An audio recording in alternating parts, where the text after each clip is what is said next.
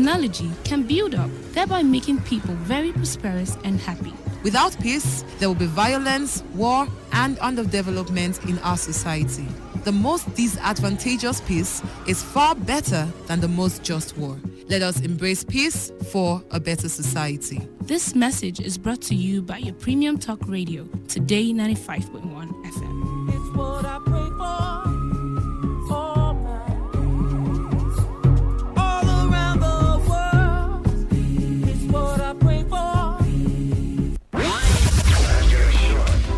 Kata. No, don't else. Just bring 5,000 now. Only. Make the Kata day. Make the code remain. They worry. You are not aware you're a thief. Now that you know that your money is coming from a thief, do you not see why you're a thief? All right, still talking about affairs of the federal government. We understand also that the federal government... Welcome to today's edition of Beats and Pieces in the Premium Talk and News Radio. It's going to be 1-1 Malata. 1-0 is never good enough. That's why we're called the voice of the people. Today, 95.1 FM, Port Act. Here we go. Oh, yeah, too tight to announce us our visitor for this place. Abobe, march down, Moko, come on here. Madam, now so you dey rich. How you go chop banana finish, wrap am for nylon, put am inside your bag? When you dey close to window, you no fit throw am now.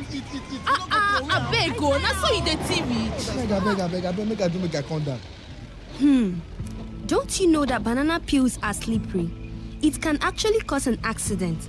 And moreover, you are not supposed to throw things on the road. You should pack your rubbish until you get to a trash can where you can dispose it properly. We all have a responsibility to keep the state clean. Keeping the state clean will help stop the spread of diseases and leave our city looking beautiful. So, Oga and Madam, let's stop dumping refuse anyhow on the roads. Let's join our hands together to keep our state clean, to keep River State clean. This message is brought to you by Today 95.1 FM. Port Haggard. Corruption is a dishonest action that destroys people's trust. Corruption takes many forms and can be interpreted by many people in many ways. It is hard to enter into any sector in Nigeria without observing one corrupt practice or the other. The faces of corruption ranges from political, universities and college, bank sector, the civil service, even the religious bodies. In Nigeria, factors like greed, poor youth empowerment, poverty, unemployment, etc. are said to be responsible for corruption.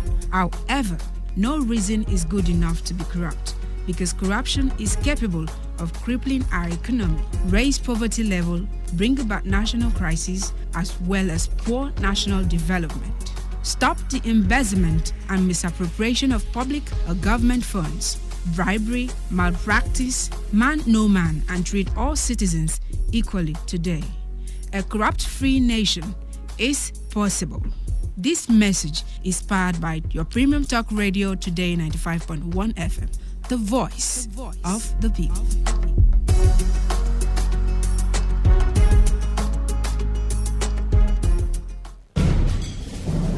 Some people will carry human head in their boots and they will not search them because they are collecting bribe. When they go collect salary, then go say government need to pay them way. All these taxi drivers safe. They don't even get papers. Even driver's license safe, they don't get. Hey you, back there. Hold on there. Their cars are in bad shape, very, very bad shape. They have no ethics of driving. That is why they will continue to bribe so that they can have their way. I could shoot you down. I will shoot you. Headlight, you no get. Side mirror, you no get. Motorway to where carry animal. Now you take put for road to carry human being. You never even wind the motor when rain they fall. You no get conscience at all. Take, you be number 15. You be number 5. More than no forget on a number. Let's allow them do their job. Do not obstruct justice by giving or taking bribe. Avail yourself a check. Even you, Oga driver, stop reckless driving and always update your papers. This information is brought to you by Today 95.1 FM. Voice of the people. Officer, give me change. Now 1,000 I give you.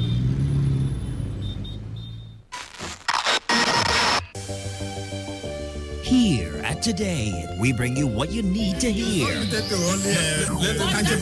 this is what they're going after. They're not going to Let me learn It has to be applicable to all situations. No, it cannot be because when the evidence. Some people are not sure of 1 meal a day in a society with such huge potentials.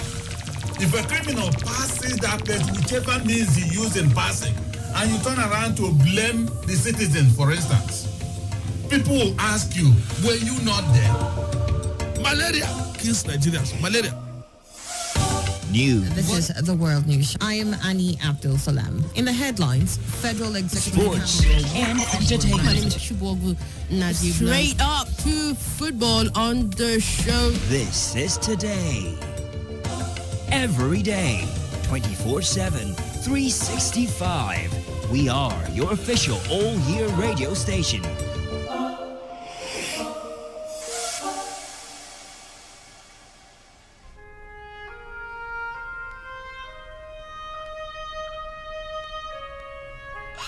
For crying out loud, why do you leave me at this point in time? Oh my God. In my life now. I couldn't do anything like that to me. What on earth did I do to this? Suicide is a practice that is fast gaining dominance in Nigeria. Suicide is the intentional act of taking one's life. Within the first quarter of 2017 alone, many Nigerians have subscribed to suicide as a means to escaping depression, severe anxiety, acute stress, terminal diseases, lack of money or hope for survival, mental disorder, or even a heartbreak. The World Health Organization revealed that no fewer than 1 million people die annually from suicide, which represents a global mortality rate of 16 people per 100,000, or 1 death in every 40 seconds. It is also a fact that approximately 10 to 20 million people attempt suicide every year. But is anything worth dying for? Suicide is a major public health concern, but it is preventable.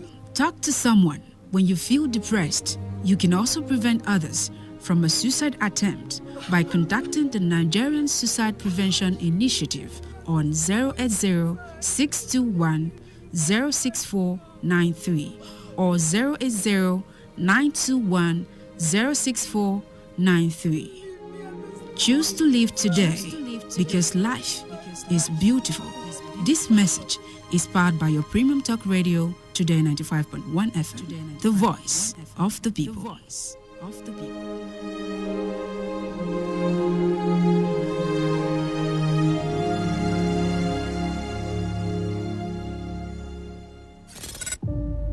Wow, baby, I love what I'm singing. Let's go have some fun. Me and you together. You have protection?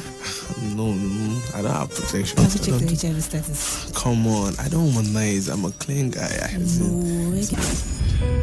Today, HIV and AIDS is a major global health emergency affecting all regions of the world, causing millions of deaths and sufferings. It is the leading infectious cause of adult death in the world, and about 19 million out of the 35 million people living with HIV globally do not know their HIV status. This has led to delayed treatments, spread of the virus, wrong decisions about their health, and ultimately death. You cannot protect yourself or the health of others if you don't know what to look out for. Be informed about your health and your future. Be responsible about your sex life. Get tested and know your status today. This message is brought to you by Today95.1 FM, the voice of the people. Yesterday, like every other day, I had it all, but now it's all gone.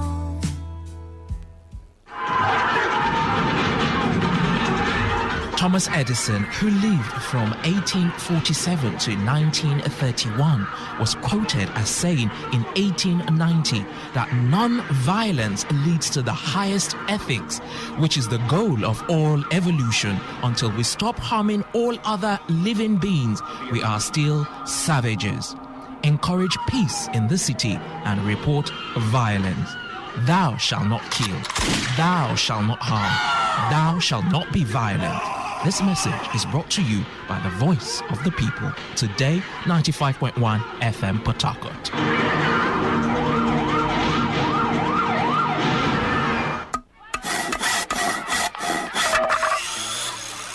Every child deserves to be happy. Every child deserves to laugh. Years after Nigeria adopted international prohibitions on child labor into law, millions of children in the country are still engaged in child labor activities. The International Labour Organization estimates that about 25% of Nigeria's 80 million children under the age of 14 are now in the workforce. Every child deserves a childhood. Let us all rise in every hood to give every child, regardless creed, belief, or tribe, a pleasant childhood filled with laughter. This message is brought to you by the voice of the people. Today 95.1 FM.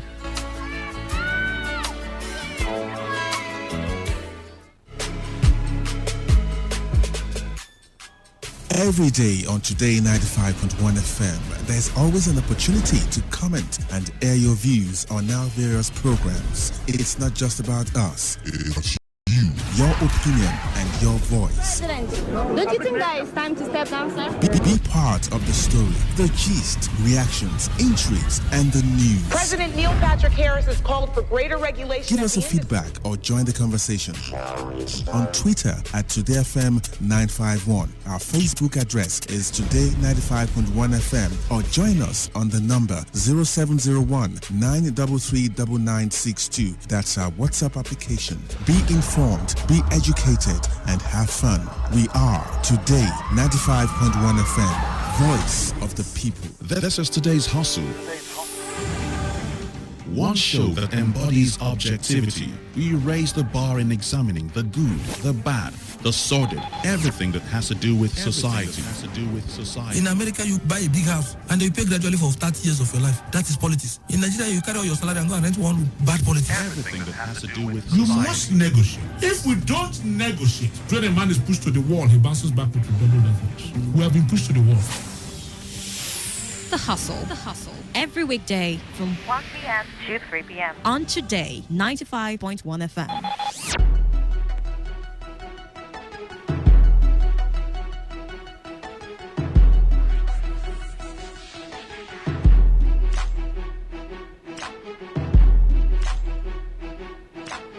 Your premium talk radio station, Today 95.1 FM. Good afternoon to everyone hearing the sound of my voice wherever you are. 21 minutes past 1 o'clock is what the time is in our studios, and my name is Ifeemi Andrew. If you're new to today's hustle, I'll just bring you up to speed. What we do is take a look at trending topics on the first half of the show. We take a look at some of the trending political topics as they come, and we get you to react to them in how you deem fit. All right.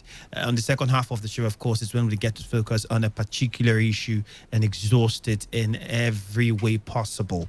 Hopefully today we'll do same like we've always been doing on the show. Bolu is also with me in the studio. Bolu, how are you? Good afternoon.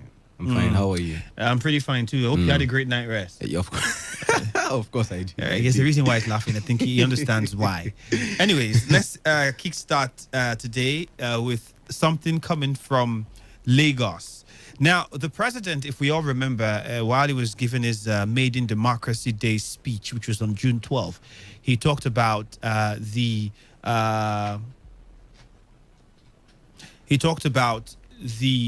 opening up of other ports in the country. You mentioned the Port Harcourt, 2 ports in Port Harcourt, Calabar and Delta State.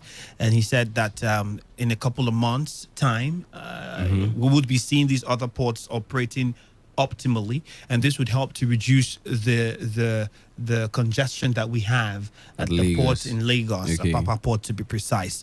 And we know that the gridlock in Apapa has really been a thing of worry to occupants of that area and also business owners around that area and commuters as well, who have complained about the traffic situation.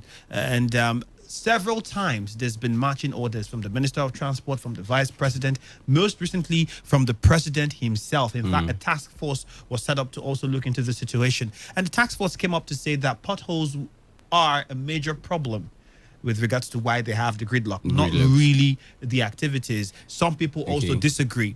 Now, they've been saying that Sanwo-Olu, the new governor of Lagos State, promised that within 6 months he was going to solve the problem. He said that. He said he didn't say it now. So you're a Lagosian and you just said he did. Well, he bust your bubble. He just said he didn't say it. He said he didn't say that, and Nigerians are already on his neck, on his case at the moment. But this is it. Despite the presidential order to clear the roads that leads to the Apapa port, I didn't give them 2 weeks at a time. Yeah, 2 weeks over.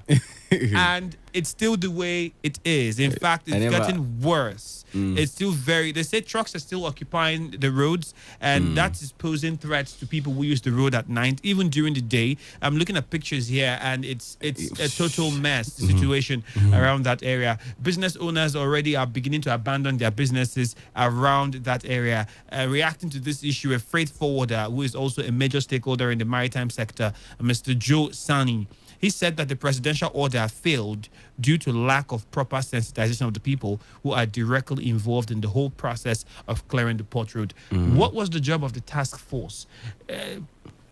Many have said it's beyond just saying move. There has to be a proper plan and structure in place. If they are moving, where are they moving to? If you are saying leave there, where would they pack the trucks in? I don't think they have the tank farms are enough to handle. If it's petroleum products, I don't think we have enough. I don't know if they have a space where these trucks can go, just go and just pack. Like just one open space, right? And the situation of the road around that area, the Minister of Transportation also talked about working on that road. We don't know how far government has gone with it, but from the pictures here, and perhaps you give us information on that because you lived in Lagos for a while. Yes. The one time I drove there was crazy. I was so scared because there were trailers on every side of the road. And you're thinking anytime soon any of them might fall on my car. You get that fear. Not exactly, but people were shouting move, and I was just starting to drive at that time, and I was just so scared. There were potholes everywhere on the road. There was a gridlock. People were shouting everything. I didn't just like that place. No one likes to go around there. If you don't have business in Apapa, you don't go to Apapa. You don't go to Apapa for fun in Lagos. You don't go there for fun. This was what Mr. Joe said. He said, sincerely speaking, when government sits in one place and then decides to make pronouncements without first and foremost sensitizing the people, agreeing with the people, and think they can force things down their throats like that, it doesn't work that way. And that's what many people think this was. Presidential order, vice presidential order, Minister of Transportation's order, presidential order. All the orders, no one seems to be working. Well, you have to know that some of the trailers on these roads, they are no longer functional. Like, they have to work on the trailers first before they can move them. Sometimes when these trailers just break up, they just try to find a way of parking them on the sides of the road. So I knew when I saw the order, I knew this is not so feasible like that, because you can't just place it like that. Some of these trailers don't even have owners. Some of the owners might be late. He further said, whether 72 hours or 2 weeks, the government is wasting their time, because the people that are sitting on the table and discussing with also need to get back to their members and sensitize them, and before you know it, they will comply. Just imagine, after 72 hours, nothing has happened. We are getting more than 2 weeks now. We're getting to more than 2 weeks now. Nothing is still happening. So that's the situation there. And with regards to that, there's also some talks and complaints about custom officers.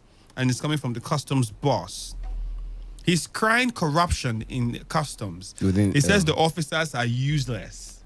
When your boss comes out to speak in that manner, you know that something is really wrong. The leadership of the Nigerian Customs Service are disillusioned with some of their officers.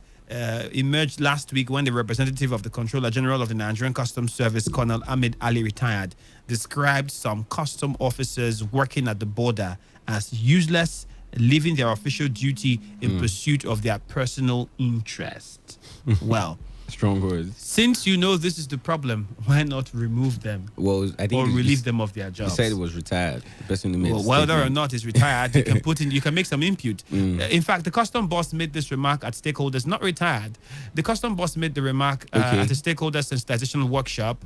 It was actually in preparation for the implementation of the Nigeria-Benin Republic Joint Automation of Cargo Clearance Portals, which is actually aimed at faster trade facilitation and then prevention of alteration of trade documents. But the representative Assistant Controller General of Customs, ACG, in charge of Information Technology, Benjamin Abba, made this remark while he was responding to questions on the activities of officers and men of the semi-border post. This same border post was the one which the Minister of Transport complained about. I don't know if we remember when he saw too many checkpoints, too many posts, and he asked questions, and they said they don't know how those posts came there. That was the reply they gave him. And he was furious as well and was ordering that they find a way to reduce this. It wasn't necessary because of how much it takes time consuming.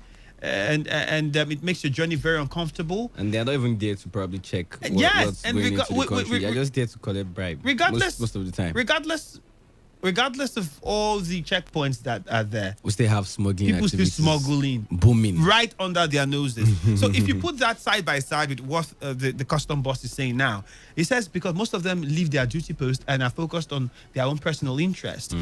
Is that a function of an individual or perhaps how the system have made it look like? For instance, people would also blame the police and say the police aren't doing adequate job. Yeah, but they are rather focusing on what they are doing. Mm-hmm. But don't you think it's because perhaps they know that they are not getting what they ought to get? For instance, we have a lawmaker who is in the House of Assembly, or it's national or state, and you're making laws, which is very commendable and very good because these laws would help to guide the people. But then you have wardrobe allowance, you have car allowance, you have house allowance, you have millions of naira. Whereas these people who are on the field, who go through the what would I call this now? The threat to life situation day and night. They don't have this much luxury like you do. That would in turn cause anybody to think of an alternative means of making extra cash to be able to handle their family issues and sort out some other issues that they have. So, yes, they are wrong for doing what they are doing, but then again, the system is wrong for not treating everyone who works for the government adequately enough. So, yes, it's a problem. He said, let me quote what he said. The other issue is the suffering of Nigerian traders, what they go through. Our customs is the same problem that they go through on the other side. I agree that some of our officers are very useless. They disregard their responsibility. I mean, that's a very strong word. I had to pause. Very useless. He didn't just say useless. He said very useless. So they disregard their responsibility. And they disregard their responsibility, take on personal issues, and we as managers cannot shy away from taking the bull by the horn by making sure that such tendencies of working outside the system are stopped and be brought to order. That's a very serious comment there from the customs boss. Well, we'll take a very short commercial break. When we return, some other boss isn't happy with his soldiers. We'll look at that as soon as we return. Don't touch your dial. We'll be right back.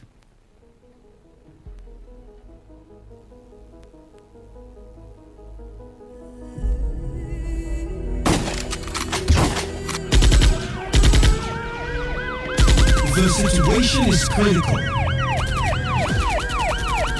The issues are diverse. You see, courtesan in quote is the surname of all other criminalities. But this year, courtesan has a new child known as banditry. I'm sure you are aware that the 6th Division of Nigeria Army is court-martialing some of its officers for being involved in kidnapping. There is a consciousness that is going on that if you are into this thing, you become a supreme being. The whole criminality we are seeing, especially as they occur in River State, they revolve around culture. So what if you are volunteering information to an accomplice? In seeking a solution, the Today FM Anti-Cultism Summit comes up on the 6th of July, time 9 a.m. Keynote speakers are Amalpu Senibo Bobo Sophie Brown, Professor Chief Andrew Efemini, Retired Colonel Owunda, Professor Austin Sadden, and Ken Henshaw of We the People. Also on the table will be representatives of stakeholders and the various organs of influence that can help deal with the stemming tide of cultism. Keep the date, 6th of July 2019, 9 a.m. Let's fight cultism together.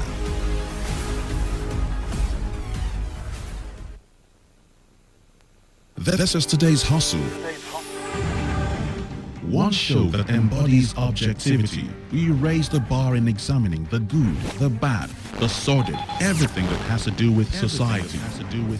In America, you buy a big house and you pay gradually for 30 years of your life. That is politics. In Nigeria, you carry all your salary and go and rent one with bad politics. Everything that has to do with You society. must negotiate. If we don't negotiate, when a man is pushed to the wall, he bounces back with double leverage. We have been pushed to the wall. The Hustle. Every weekday from 1 p.m. to 3 p.m. on Today 95.1 FM. Welcome back from that short break. Still today's Hustle here on your premium talk radio station, Today 95.1 FM. Before we went on the break, I was briefing you on how angered the customs boss was towards officers, custom officers, and how they have failed most of the times in carrying out their duties effectively. Well, he is not the only one who is upset. Also, Buratai is very angry at the soldiers. In fact, he has said that the inadequate commitment of soldiers is what is affecting the war against insurgency. Well, this is just to let you know a tip. We would look into this in details on the second half of the show. I just had to introduce it to you to just get. I just wanted to whet your appetite. That's how I'll put it. But he says that the incompetence of these soldiers could be what is responsible for the slow progress that they are making with regards to fight against insurgency. Remember that they said that they have defeated Boko Haram. Technically. In fact, he said that he himself Yes. mentioned that they have taken care of Boko Haram. Well, we would look at that in details on the second half of the show. But let's get on to something else that concerns you and me even more.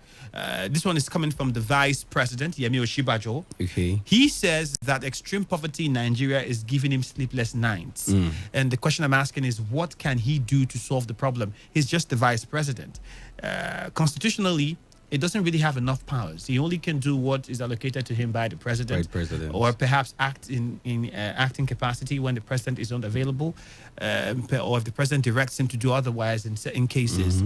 But he says that it's a problem and it keeps him up at night. He was discussing this at a dinner and interactive session. He even said that most of those who voted for him are very, very poor. He mentioned that. Yeah, he was in charge of the trader money. In fact, in some cases, I think in Lagos, Yes, he so went they down went to there himself. some of the markets Yes, to dole out cash So to he some saw- of the women. He saw firsthand So he poor should have people, first-hand poverty. information. And let's also remember that the vice president have survived plane crash, I think once. Yes, I mean Kogi was it Kogi? Once he survived the plane crash, once. But in this case, he says that the poverty in the country is really getting to him. We are number one poverty capital in the world. Number two, most dangerous population in the world. Number five, amongst the least peaceful countries in Africa, and 16th in the world. What else came our way again yesterday? There was something that came from France. Number of deaths in 2018. About 10,000. Right, 10,000 plus. Yes. Yes, and a lot of states, about 5-6 more states, among states that are most dangerous in Nigeria. So a lot of things in the country that we can say are contributing to this situation. And what are the plans to solve it? I've always said, and I think I'll state again, I don't think that intervention programs by the government is the solution to poverty. It helps, but I don't think it solves it.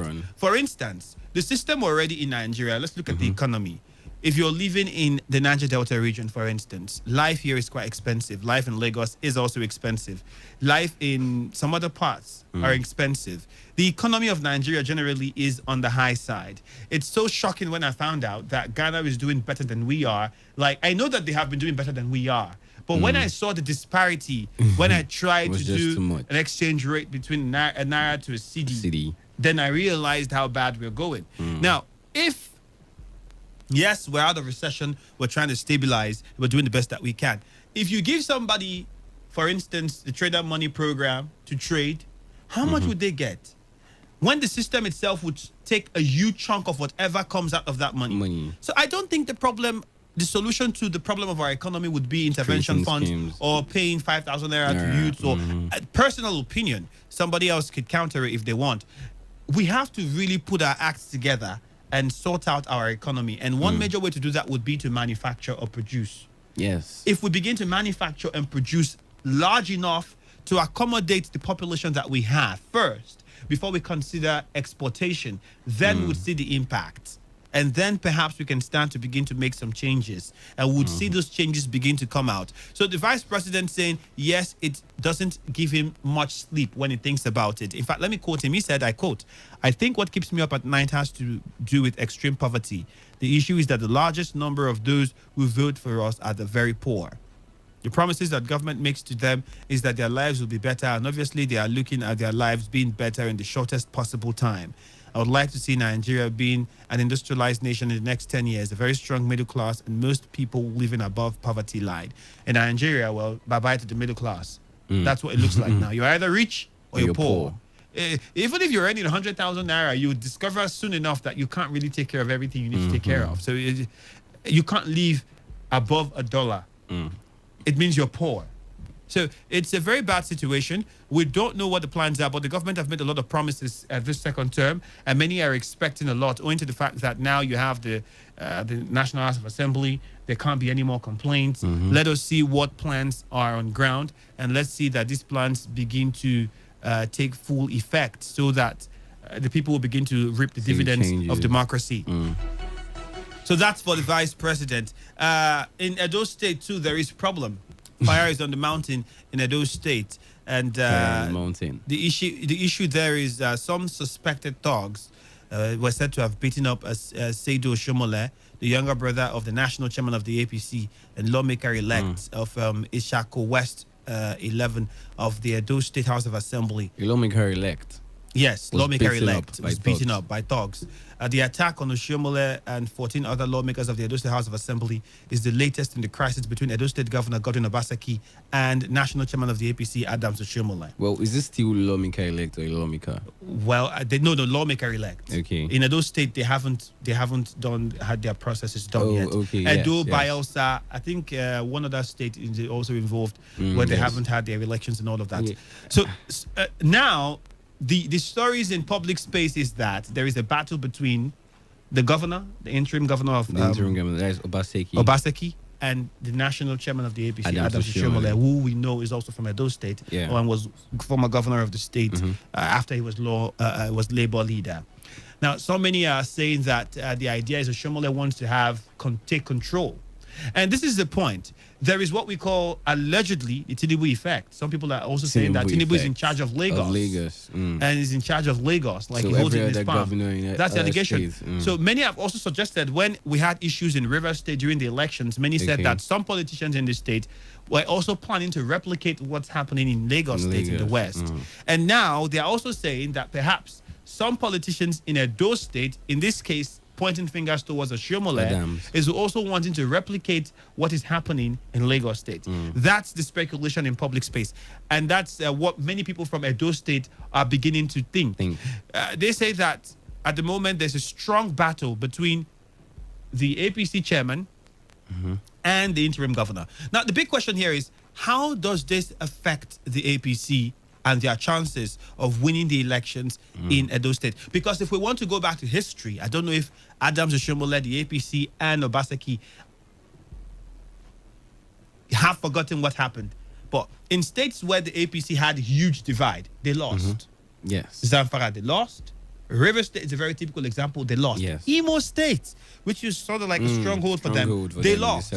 And now, same thing is beginning to look like it wants to happen in Edo State, and they have been holding Edo State for quite a while now.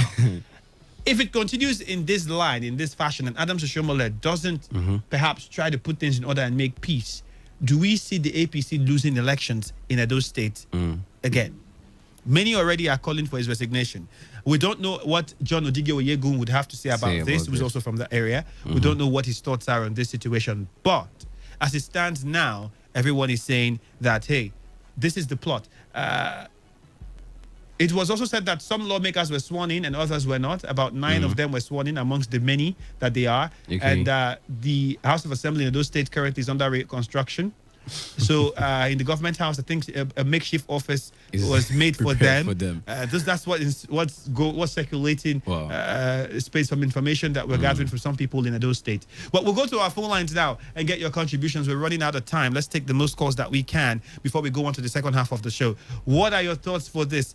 Edo State, would the APC stand a chance if they continue with this battle? Just recently, they came out tops at the National Assembly, and we were all excited, thinking perhaps the APC have found a way to finally put their house in order. Together. But it seems like it's just the beginning of the trouble.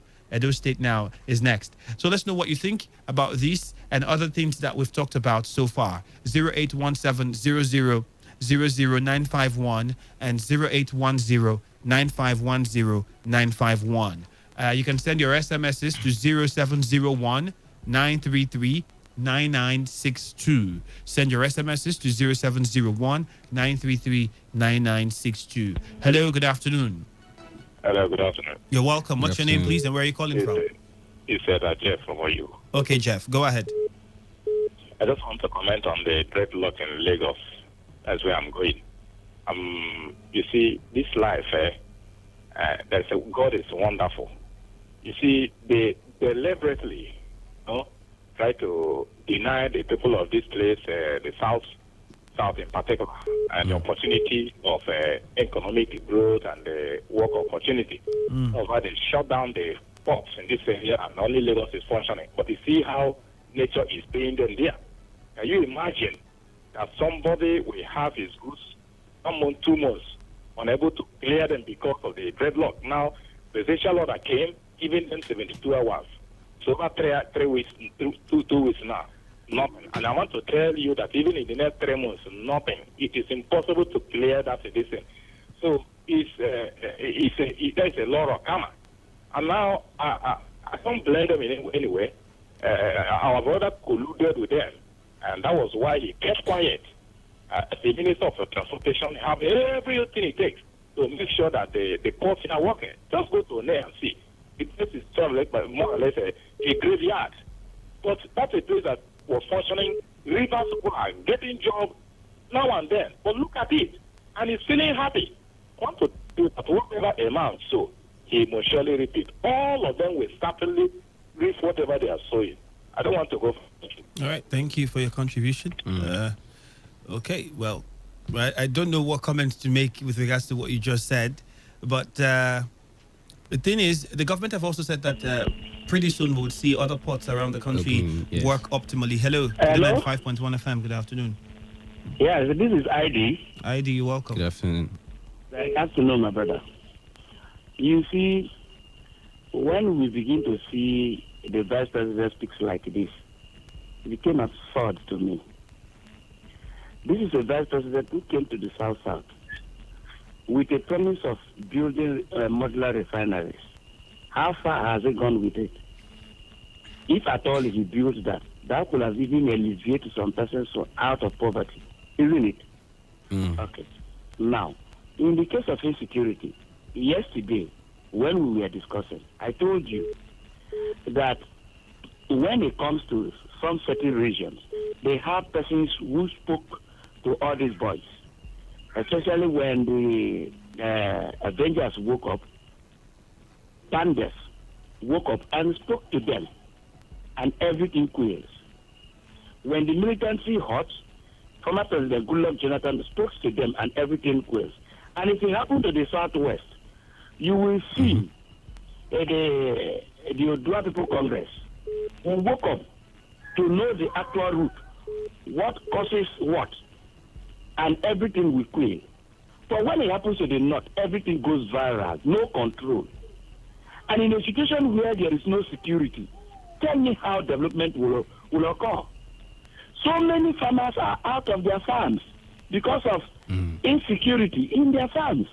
And most of the Northerners are farmers. And that farm alone, that agriculture alone, reduce the rate of poverty. And when you announce us a place that to produce the basket of food that we eat to be ravaged by insurgency, what do you think will happen? The little money we have here cannot be able to afford the little commodities in the market. When there's no availability of the product you want to buy in the market. That's what economics says. So it is very unfortunate that the present administration is not fighting the insecurity. Coming to what Buratai is saying, I laugh at Buratai. Buratai who ought to woke up to his own responsibility of making sure that he visits The combatant in the front of war is the one sitting at his own office and issuing directives. Even when president gives directives, the former Secretary General of Police does not obey, and nothing happens. When we say change the security chief, everything relax like that, and if not, people will fight there. In fact, it's a pity. All right. We are in one Thank you. sound. Thank you very much. Hello, today 95.1 FM. Good afternoon, Andy. Good afternoon to you. Your name, please, and where you're calling from. Mascot is calling from Port Harcourt. All right, Mascot, go ahead. Yeah, I want to join the issue of the customs and Buratai outburst together. Okay. You see, Colonel Hamid Ali, there is a lot of utility in the land, Andy. What do you expect from a leader who refused to come to the Senate to wearing his toga as the CG of custom? He preferred going to court to desecrate the integrity of the National Assembly. Took the Senate to court because he was asked to wear his toga as the Controller General of Customs. That is why you see a lot of impunity here and there. He said he has recovered plenty money. There has been improvement in the revenue of customs. My dear brother Andy, where is that money? All those billions which are being quoted daily that have been recovered from customs, where are those money? Nigeria still borrow money to fund their budget. Nigeria borrow money to do a lot of things in Nigeria. They are, to fund infrastructure projects. And so you want to tell me that this man is a man of integrity, he's a friend of the president, he was appointed to sanitize and to clean up the customs. Why? All life. Look at the chief of army staff. In the build-up to the election, he made a political statement. I became afraid. When he issued a press statement that those of them who said they want to come and rule should learn how to obey constitutional authority. That's the statement that came from an army officer who is supposed to be unbiased in an electoral season.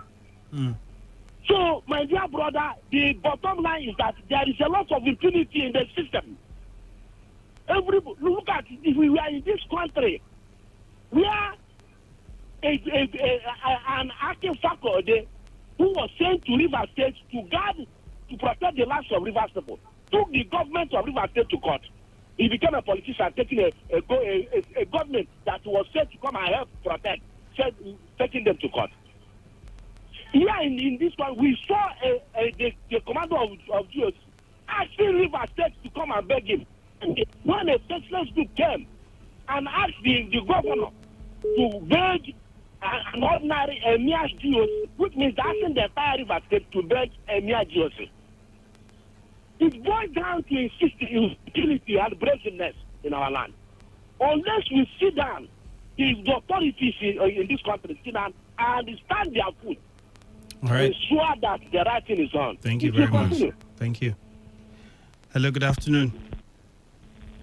Hello, good afternoon. Good afternoon, DK. Bolu and Andrew. Good afternoon. Hi, Sonade. Very fine, thank you. Thank you. Okay. Talking about the BP worry about poverty. I mean, I don't just want to say that is an hypocrisy. Have they cut down on their excesses to show that they are concerned for the ordinary Nigerians? Have they cut down on their pay and allowances? Now, coming to maybe the difficulty in the country, it's a part of government policies.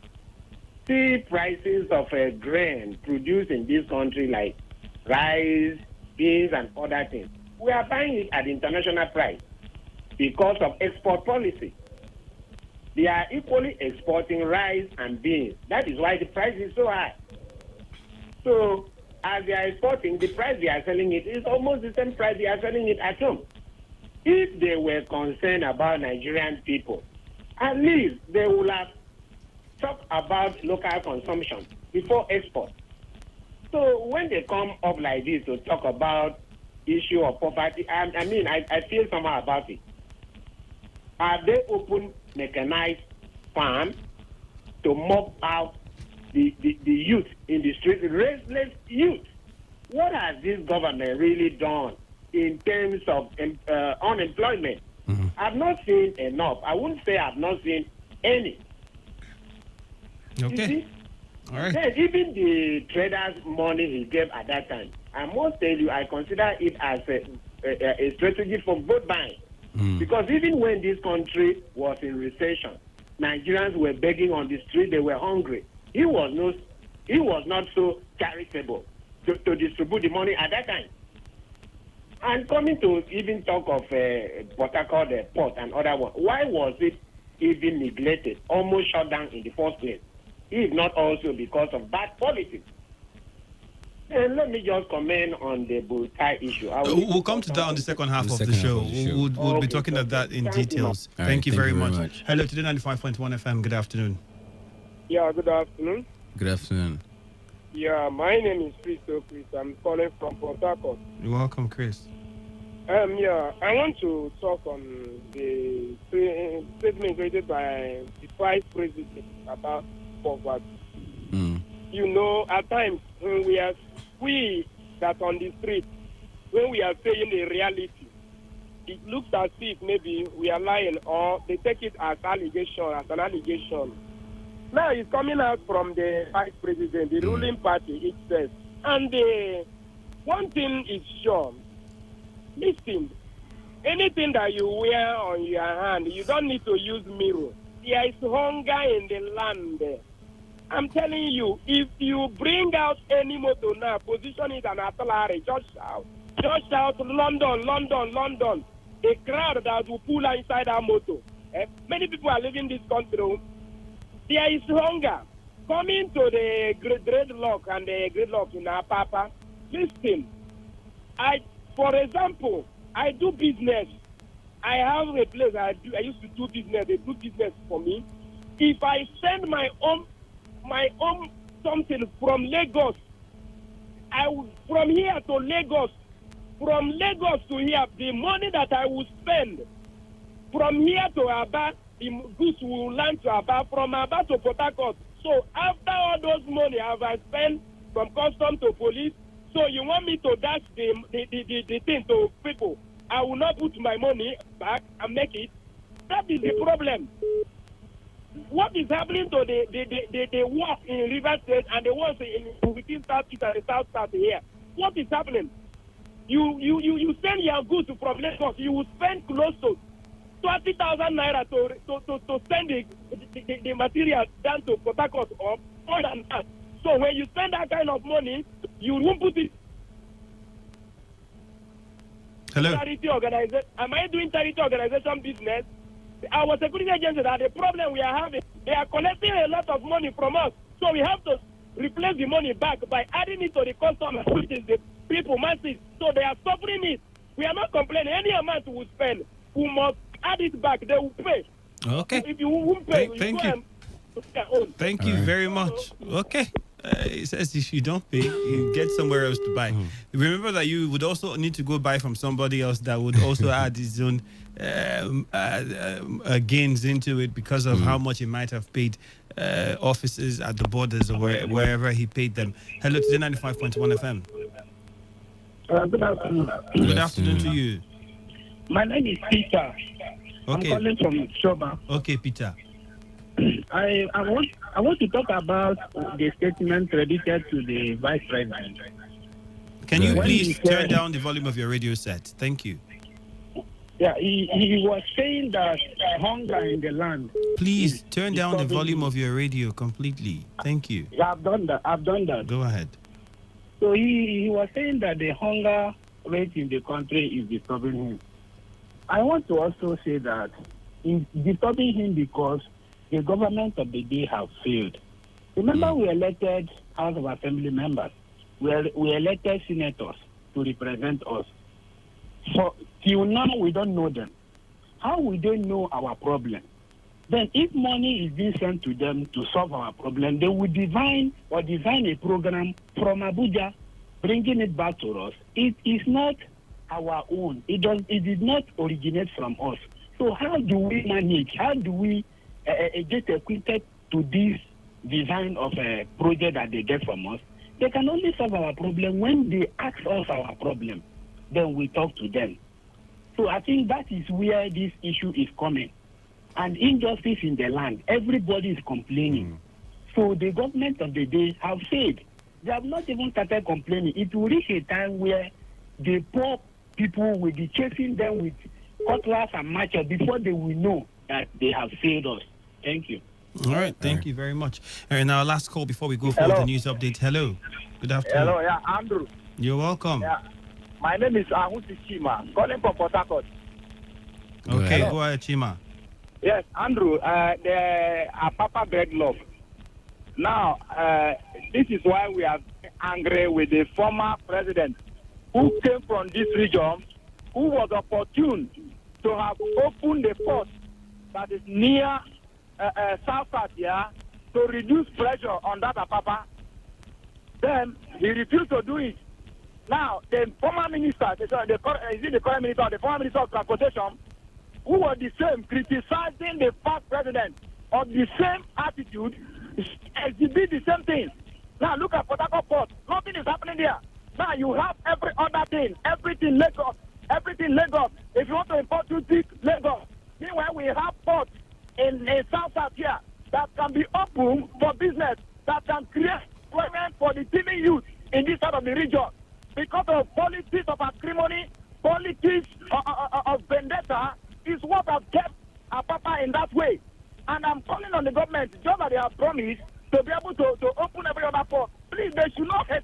Now, I don't know the reason why government are fond of, neglecting areas that normally fetch them money, that normally contribute to the development of Nigeria. All right. Honestly, thank you very much. Thank you very much. But we have to go for the news update. Well, on the second half of the show, we will be looking at Burutai's complaint about the soldiers and why what they are not doing properly that has caused the certain level of increase we're having in Boko Haram attacks. We'll be right back. Don't touch your dial.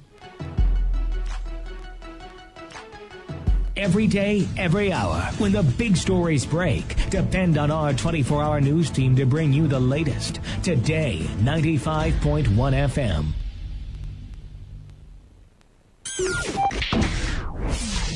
Today, 95.1 FM. Port Harcourt.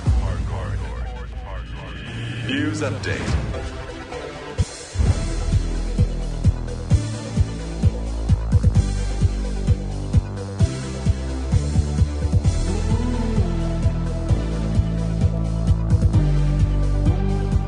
Good afternoon. Here is the news update on Today 95.1 FM. I am Ifemi Andrew. The Academic Staff Union of Polytechnics has lauded President Buhari for signing the Polytechnic Act Amendment Bill into law. ASUP National President Usman Duse, reacting to the signing of the bill into law, said the union was happy that the bill was finally signed, hoping that all agencies concerned will commence its implementation immediately. According to him, the law, when implemented, will bring development into the system, minimize internal challenges and conflicts in the sector, and also increase efficiency in operations. Duse also said the law would minimize government interference and improve democracy in the sector and industrial harmony. And now the Oyo State Police Command has said the vehicle which was used to kidnap the son of the immediate past Minister of Health, Isaac Adewale, has been recovered.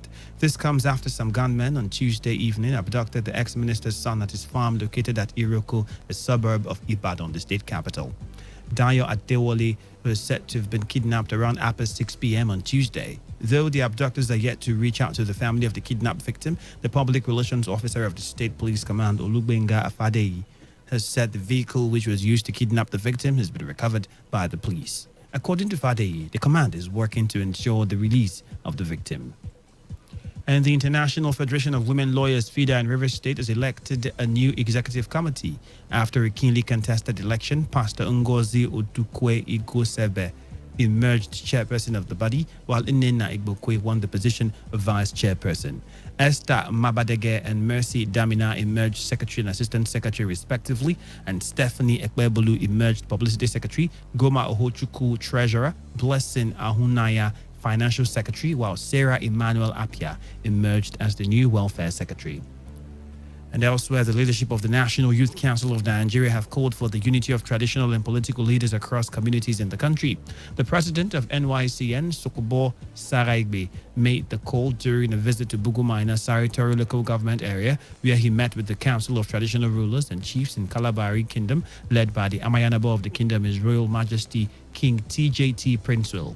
Saraigbe, who stated that the unity of traditional and political leaders across the Nigerian communities will help end insecurity across the nation, promised to, on his part, protect the interests of the youths under his watch. The youth leader during the visit inaugurated the newly elected Kalabari Youth Council, after which he went on to inaugurate the NYCN local government coordinators in Port Harcourt, where he charged youths to support security agencies to end insecurity in Rivers State, just as he also advised them to restrain from using the council for political campaign, stressing that NYCN is not a political party. I hereby inaugurate the newly elected officer of the 23 local government area for you to carry out your official assignment without fear or bias or favor.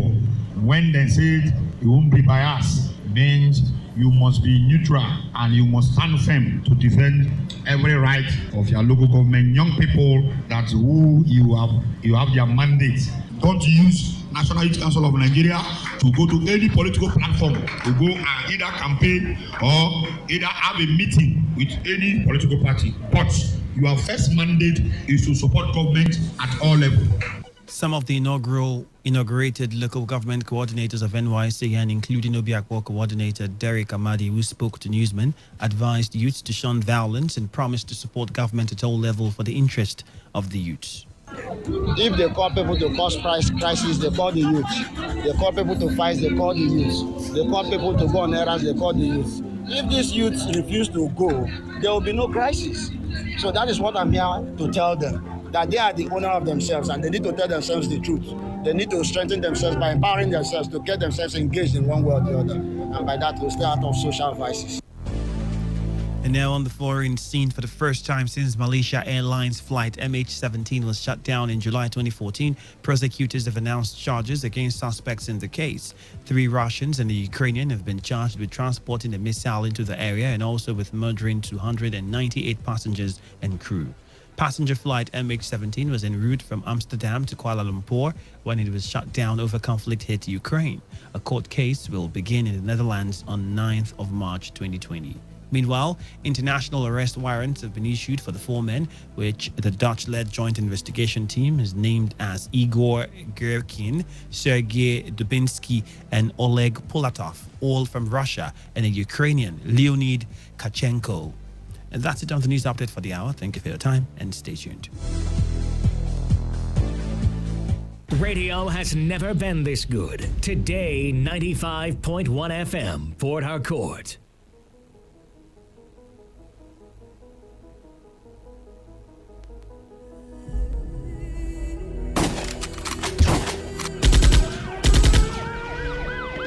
The situation is critical. The issues are diverse. You see, courtesan in quote is the surname of all other criminality. But this year, courtesan has a new child known as banditry. I'm sure you are aware that the 6th Division of Nigeria Army is court-martialing some of its officers for being involved in kidnapping. There is a consciousness that is going on that if you are into this thing, you become a supreme being. The whole criminality we are seeing, especially as they occur in Rivers State, they revolve around culture. So what if you are volunteering information to an accomplice? In seeking a solution, the Today FM Anti-Cultism Summit comes up on the 6th of July, time 9 a.m. Keynote speakers are Amalpu Senibo Bobo Sophie Brown, Professor Chief Andrew Efemini, Retired Colonel Owunda, Professor Austin Sado, and Ken Henshaw of We the People. Also on the table will be representatives of stakeholders and the various organs of influence that can help deal with the stemming tide of cultism. Keep the date, 6th of July 2019, 9 a.m. Let's fight cultism together.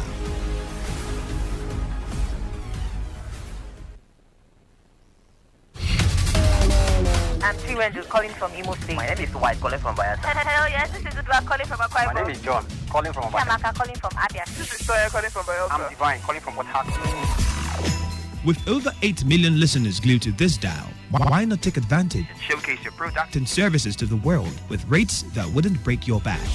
Visit us at number 1 Today FM Drive off East West Road, Rumekini, Port Harcourt, or our city office, 21 Orobon Crescent, GRA Phase 2, Port Harcourt. Give us a call today on 0803 35 57 986 or 0810 128 2937. We are your number 1 talk radio station. Today, 95.1 FM. Voice of the people. Okay, ready? Are we rolling? All right, we're rolling. Live from the Garden City of Port Harcourt, Nigeria. This is Today 95.1 FM Port Harcourt. Voice of the people. Today, every day. On 95.1 FM.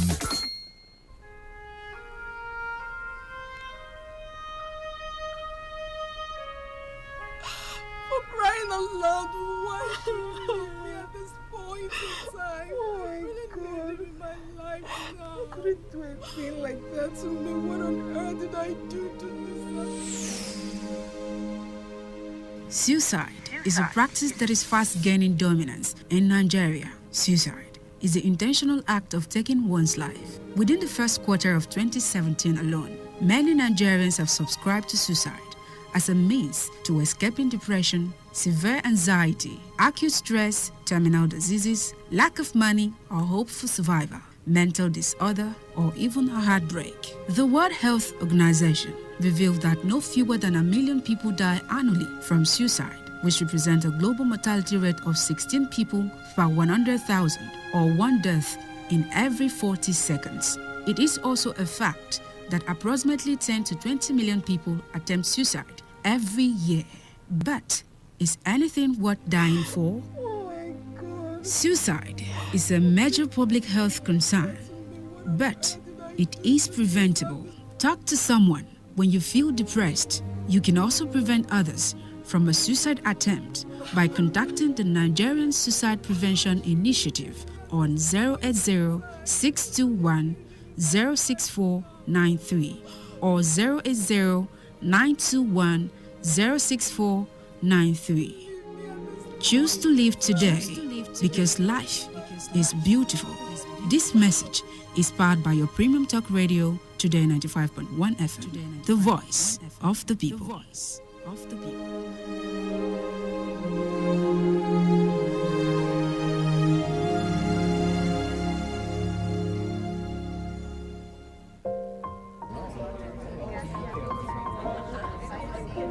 It's been a long day. What could be worse than HIV? HIV stigmatization. HIV stigmatization refers to the resentment, negative attitude, and abuse directed to those living with the virus. When you judge people living with HIV, it kills even more than the virus. Stop HIV discrimination and care for people living with the virus, as this will increase awareness, treatment, and testing. Don't judge people living with HIV. Get tested and know your status today. This message is brought to you by Today 95.1 FM, Voice of the People.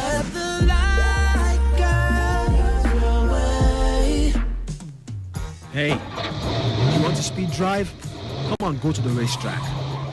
You want to smoke? Not on the steering wheel. You want to drink alcohol? Don't do it on wheels. Go to a bar and don't drive afterwards. Seat belts are not for fancy. They're there to save your life. Know your traffic rules and obey them because they are for your own good. Drive with care because life is dear.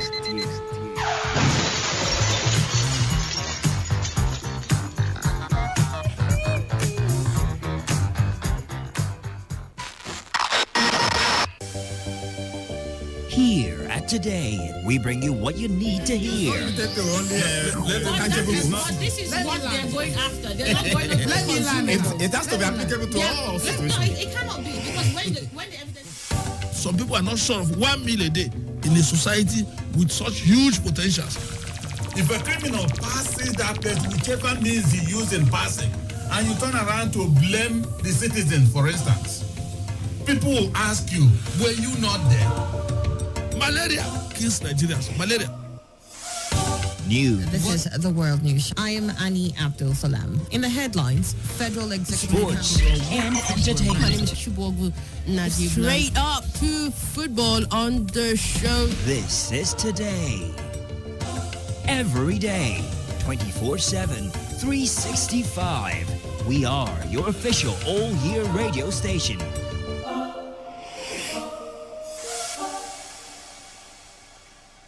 This is Today's Hustle.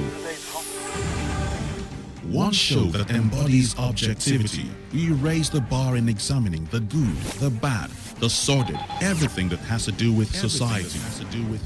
In America, you buy a big house and you pay gradually for 30 years of your life. That is politics. In Nigeria, you carry all your salary and go and rent one room. Bad politics. Everything that has to do with You society. must negotiate. If we don't negotiate, when a man is pushed to the wall, he bounces back with double levels. We have been pushed to the wall. The Hustle. Every weekday from 1 p.m. to 3 p.m. on Today 95.1 FM.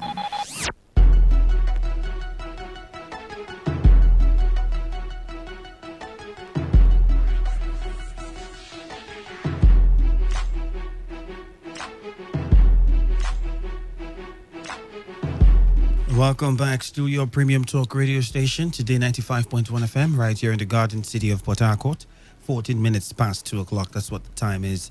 And my name is Ifemi Andrew. Balu is still very much with me in the studio. Good afternoon, We would Andrew, be of taking course. your messages shortly. We are aware that you sent in a lot of messages. But before we go to the SMS portal, let me quickly inform you what our topic of conversation would be for the second half of the show. Now, the fight against insurgency in Nigeria, many have said, and many would say that have achieved a lot of success, owing to the fact that we experienced some level of reduction with the incessant bombings that we used to have. And the military have also in some, would I say, individual comments, not as a body, have talked about how they have done the best that they can and they have technically defeated Boko Haram. The Minister of Information also put out that statement on behalf of the presidency a couple of times.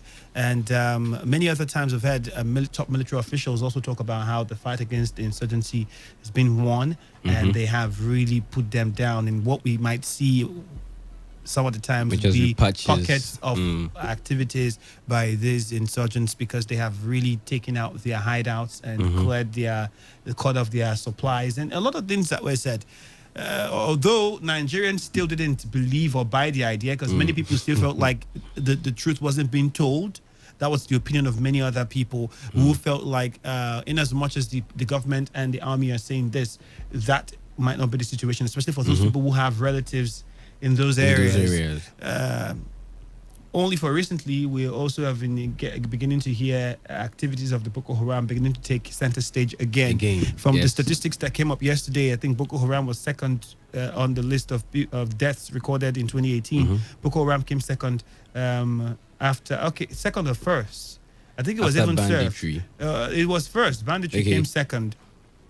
And then Headers and the rest of them, I think, came on the third. Thereabout, and other forms of killings that occurred for last year. Well, for this year, we've also recently heard the bombing of Boko Haram somewhere in Kunduga.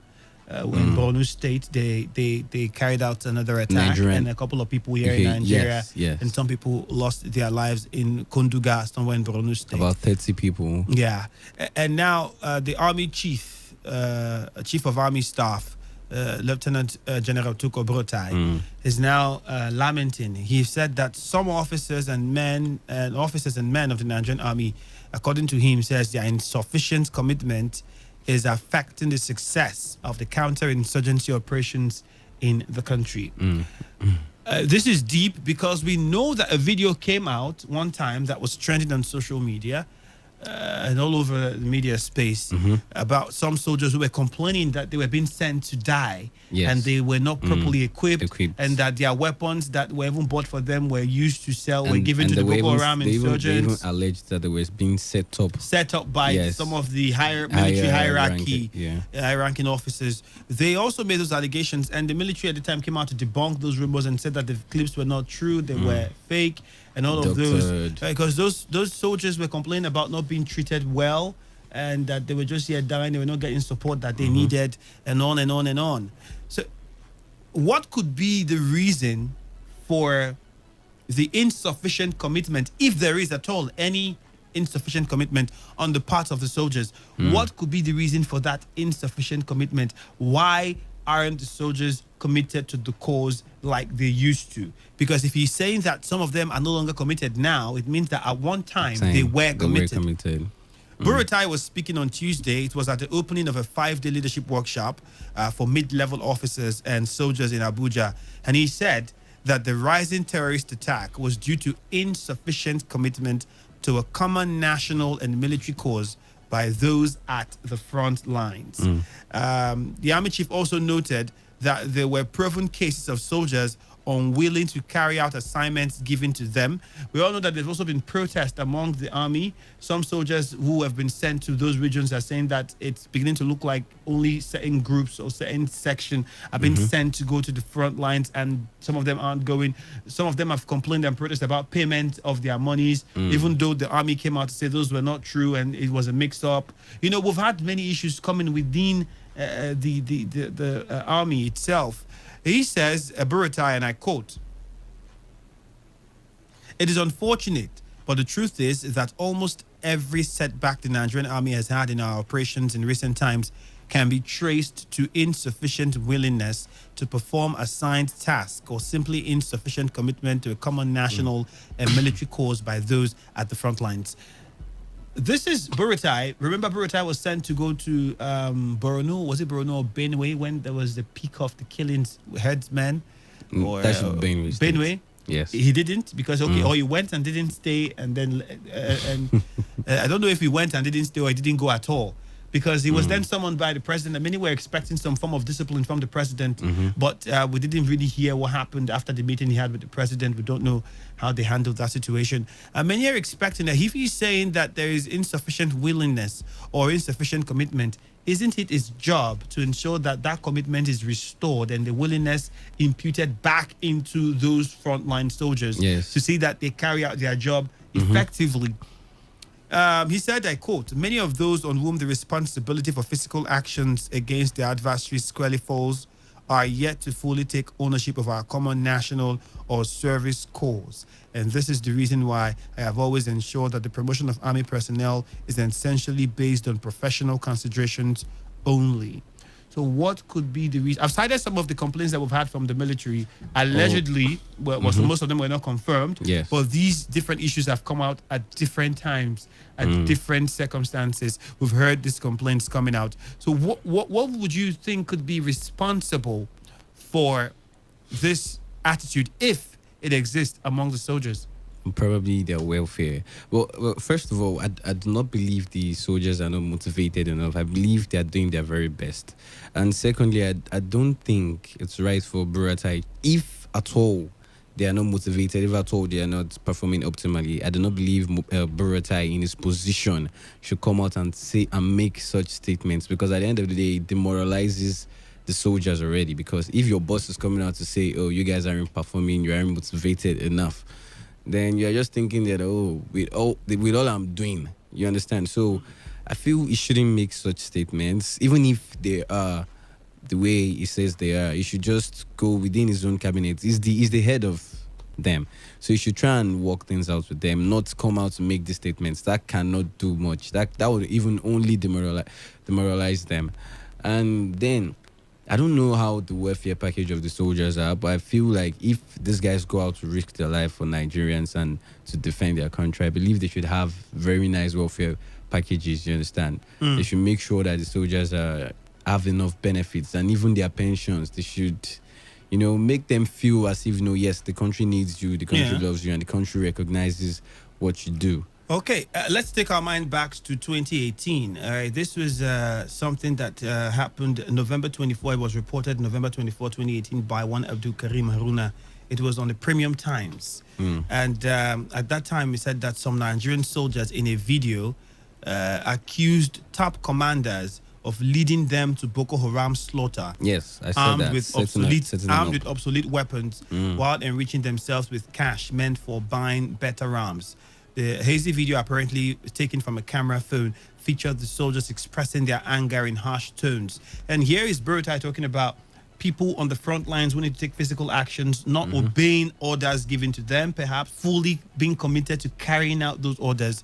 So now the major thing is finding out why they are acting in that manner. Because if you're in the army, you know you obey the last order. You don't have an excuse to say no. You can't say no. You have to go if you have to go. So what could be the reason behind these soldiers suddenly not wanting to be committed as they used to be, or not wanting to obey orders given to them? The 5 minutes and 51 seconds video was, according to inside military sources, made shortly after troops prosecuting the Boko Haram war in the northern part of Borno State suffered a devastating attack at their location in Metele village on October 8. We know that there's also been a lot of attacks on patrol vans, on military and even camps, military bases. Their equipment's been, many a times we heard that the equipments were taken and then they had to go fight to get them back. And all of those things. The military admitted the attack happened then in October 8, but they downplayed the tragedy, saying the situation had been contained and terrorists have been pushed back. Weeks later, the same location was attacked again by Boko Haram. This happened last year. The army, 5 days after the attack, released a statement admitting the latest attack, but refused to provide official casualty figure with regards to how many soldiers died. So many Nigerian soldiers are doing what they ought to do. So can we just say that perhaps he's losing grip of the soldiers? Many questions that we might want to ask from this. In fact, he further said, quoting Burutai now, but we all know that professional capacity is not a sufficient condition to succeed in a task. Willingness to perform the task is equally necessary. We all know that leadership is core to military professionalism. Hence, all military professional courses include aspects of military leadership, skills acquisition. He also added that an effect of modernization, globalization, and information and communications technology in the last decades had been the decline in nationalistic enthusiasm. Hence, the theme of the workshop has been aptly chosen as lead, follow, or get out of the way. So, does that mean that these soldiers who do not follow or do not committed enough, should they be dropped from the military? Know that already the Nigerian military is overstretched. We're fighting at the borders in Niger, the Chad. We're fighting internal issues. We're fighting external issues. In fact, we're beginning to draft the military to come help the police in fighting kidnapping, and banditry, cultism and herdsmen, farmer clashes. So it's and I've said a couple of times that the fact that we invite the military for everything, at one point, they might begin to lose the value that Nigerians have for them because they see them every time. In those days growing up, there was when you see a soldier, you rarely see a soldier. So when you see a soldier, you know that this is serious business and you have to be of your best behavior. But now people are beginning to see soldiers almost every time. They're almost everywhere at every time. Every situation, there's a soldier. You get the point. So what does this also mean? What does this imply with regards to the persona that they carry as soldiers? A lot of things to look at. Are they overworked? They are obviously overstretched.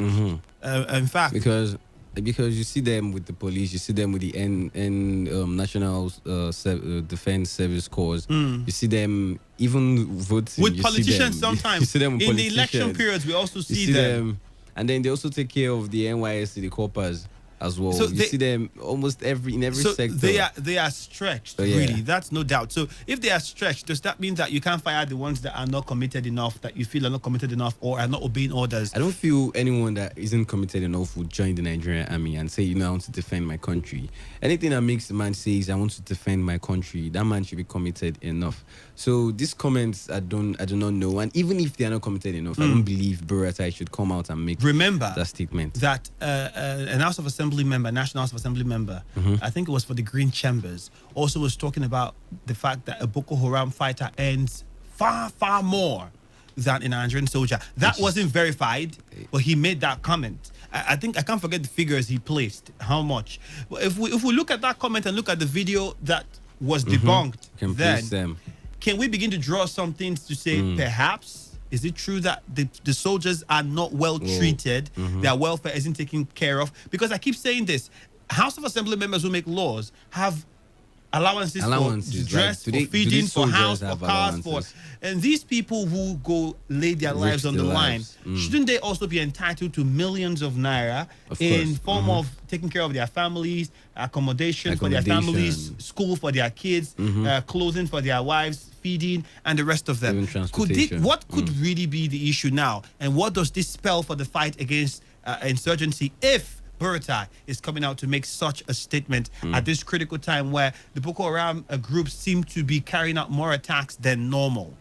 Let us know what you think using our phone lines or our SMS portal 0701-933-9962 or 0817000951 and 0810951091. Hello to Today95.1 FM. You're welcome. Good afternoon. Hello, Andrew. Good afternoon, DK. You're welcome, DK. Go ahead. Yes. You see, Buratai's statement is self-indictment. I didn't expect that from him. How can the soldiers be totally committed? These are people you are sending to the war front. The chances of survival and death is 50-50. Then you are not giving them adequate care in terms of equipment, in terms of pay, in terms of allowances. Even when some of them die, there is also no good care about the family they leave behind. How would they ever be committed? I also have cases of sabotage, as many of them have complained about. Their officers betraying them, and you are pushing them to the war front to go and fight Boko Haram. I think that the president should not continue to be indifferent to his political appointees. He should try to see how they are doing their work. Because all these things zeroes down to corruption. Not that money is not voted for all these things we are talking about. But how have they been utilized? Is it judiciously used? That is the question. It's very, very painful when I hear things like this. They go to the war front, they die, they come back, nobody talk about even how their families are being cared for. Thank you. All right, thank you very much, DK. And could that be another reissue? Because we know that, yes, we remember the fallen heroes. We have a day, Armed Forces Remembrance Day. But then is enough done to even remember their families? Is enough being done for these soldiers to say, even if I die, I know that my families are well taken care of? Yes. That's another critical question. Hello, Today 95.1 FM. Thank you very much. Your name, please? This is Jerry from Alu. Okay, Jerry. Yes. Your colleague there, we have to start his opinion. But please, if did that comment is making that is by protesting that you demoralize the other soldiers. They already demoralized. I know you have it right, but that's what the comment are there. Just go down with it. You don't like the comment, okay? It doesn't mean the comment is wrong. They're already demoralized. You're saying they're already demoralized. Government division that doesn't know what is happening over there. No soldiers, one person that doesn't know what's happening over there. That is why they are behaving that way, acting that way. But Mali said, a hungry man is a hungry man. Who doesn't know that? Listen, for your information, I want you to quickly find this out. There's in WhatsApp, there's information about circulating. We don't need that information circulating on WhatsApp. Thank you very much. We don't need it. We just keep that to yourself. Thank you. I'm not finished now. Go ahead. You see, if somebody wants to drown himself in the river, when the water gets to the neck, you will know whether to move forward or go back. That's the problem of the attack now. They have eaten all that, the welfare package of these people. They have denied them. But now, the water goes to the leg that we have no pleasure than to air out as to do the expose what they are doing. They have indicted themselves. And that's what's going on. Because those who are not very motivated. In every aspect, both with weapons, financial, all. So that is why he's saying that. So he has indicted himself, and that's what's going on. Okay. Unfortunately, thank you very much. The kind of action. Thank you. Thank you very much. All right, let's take a very short break. As soon as we return, we go back to the phone lines. Don't forget, you can send your messages to 0701 933 9962. Today Hustle continues after now.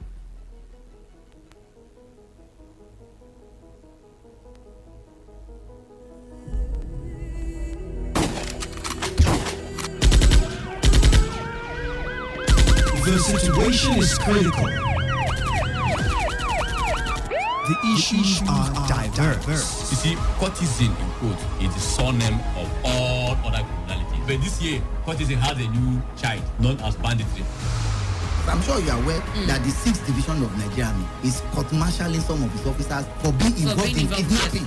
There is a consciousness that is going on that if you are into this thing, you become a supreme being. The whole criminality we are seeing, especially as they occur in Rivers State, they revolve around countries. So what if you are volunteering information to an accomplice? In seeking a solution, the Today FM Anti-Cultism Summit comes up on the 6th of July, time 9 a.m. Keynote speakers are Amalpu Senibo Bobo Sophie Brown, Professor Chief Andrew Efemini, Retired Colonel Owunda, Professor Austin Sadu, and Ken Henshaw of We the People. Also on the table will be representatives of stakeholders and the various organs of influence that can help deal with the stemming tide of cultism. Keep the date, 6th of July 2019, 9 a.m. Let's fight cultism together.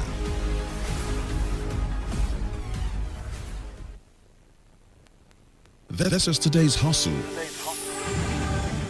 One show that embodies objectivity. We raise the bar in examining the good, the bad, the sordid, everything that has to do with society. In America, you buy a big house and you pay gradually for 30 years of your life. That is politics. In Nigeria, you carry out your salary and go and rent one room. Bad politics. Everything that has to do with You society. must negotiate. If we don't negotiate, when a man is pushed to the wall, he bounces back with double leverage. We have been pushed to the wall. The Hustle. Every weekday from 1 p.m. to 3 p.m. on Today 95.1 FM. Welcome back. Still today's Hustle on Today 95.1 FM. Let's go back straight to the phone lines and know what your thoughts are. Hello and good afternoon. Andrew. Lawson, you're welcome. Seriously, I think we are being speculative, really. That statement from the army chief, from the army boss, he was in a workshop. That was his opening speech. You understand? They were there organizing a workshop to sensitize, you understand, the mid-level officers, you understand, with regard to their commitment, you understand, in a warfare. Yes. I'm surprised people are saying no. But he said categorically, yes, we knew it was an event and he was making statements, but for him to have said that there are soldiers who are not committed and the issues that they are facing now with the fight against insecurity and insurgency, rather, it's because of some soldiers who have refused to either fully obey orders or are not committed fully to the cause and security of the nation. I don't think that is something he said because it was an event. It was something that he might have seen or observed happening within the ranks of the force. Don't you think? Andrew, he didn't even go into details. They are there to see how they can solve that problem. That's why a workshop was being organized for them. I'm surprised it has made its way to your platform. See, let me tell you something about what the Nigerian army, the military generally is facing. They are not facing a battle where they are in a battlefield. If that was the case, I can tell you that the Nigerian army will overrun anything. It's a asymmetrical warfare. That's what they are facing. It's not something you see. It's something you can solve based on incredible intelligence. See, when United States toppled Saddam in Iraq, they toppled Saddam and took over Iraq. You understand? And they tried to rule over Iraq. Go back and check the number of American forces that died in Iraq before they finally handed over to an Iraqi man. Now, look at Vietnam. When U.S. went to ordinarily, you can't compare Vietnam to U.S. But U.S. faced in Vietnam. A lot of soldiers, U.S. soldiers were killed in Vietnam. Sometimes what you say. So you are saying that the statement of Burota is nothing to be taken serious. It's not true, or it didn't happen, or he said that because he just wanted to make an example to people who are at the event. Is that what you're trying to insinuate?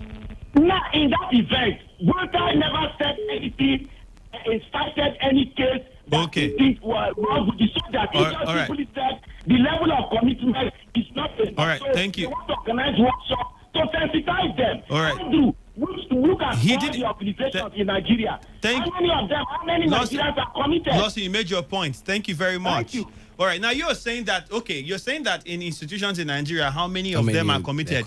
But can you cite an example? No. But you are assuming that some are not committed. In fact, the customs boss also complained about officials of customs, who he said are useless. That's his word. Yes. Very useless. I'm very quoting him useless. now, is what he said. And he said because they leave their duty post and pursue their own personal interest. Why do they do that? That's the question we failed to ask. Let me say something from what Burutai said again. Perhaps Lawson would understand. He lamented that some officers and men's insufficient commitment is affecting the success of counterinsurgency operations. He said, and I quote, Burutai said, and I quote, "It is unfortunate, but the truth is that almost every setback the Nigerian army has had in our operations in recent times can be traced to insufficient willingness to perform assigned tasks or simply insufficient commitment to a common national and military cause by those at the front lines. Many of those on whom the responsibility of physical actions against the adversary squarely falls are yet to fully take ownership of our common national or service cause. And this is the reason why I have always ensured that the promotion of army personnel is essentially based on professional considerations only." Hello to Today 95.1 FM. Good afternoon, Andrew. You're welcome. This is AKA Truth is Bitter. Truth is bitter. Go ahead. Yeah, God bless you. I'm still calling for the most peaceful city in River State, Rupoko. Go ahead. You see, Andrew, I always tell you this all the time.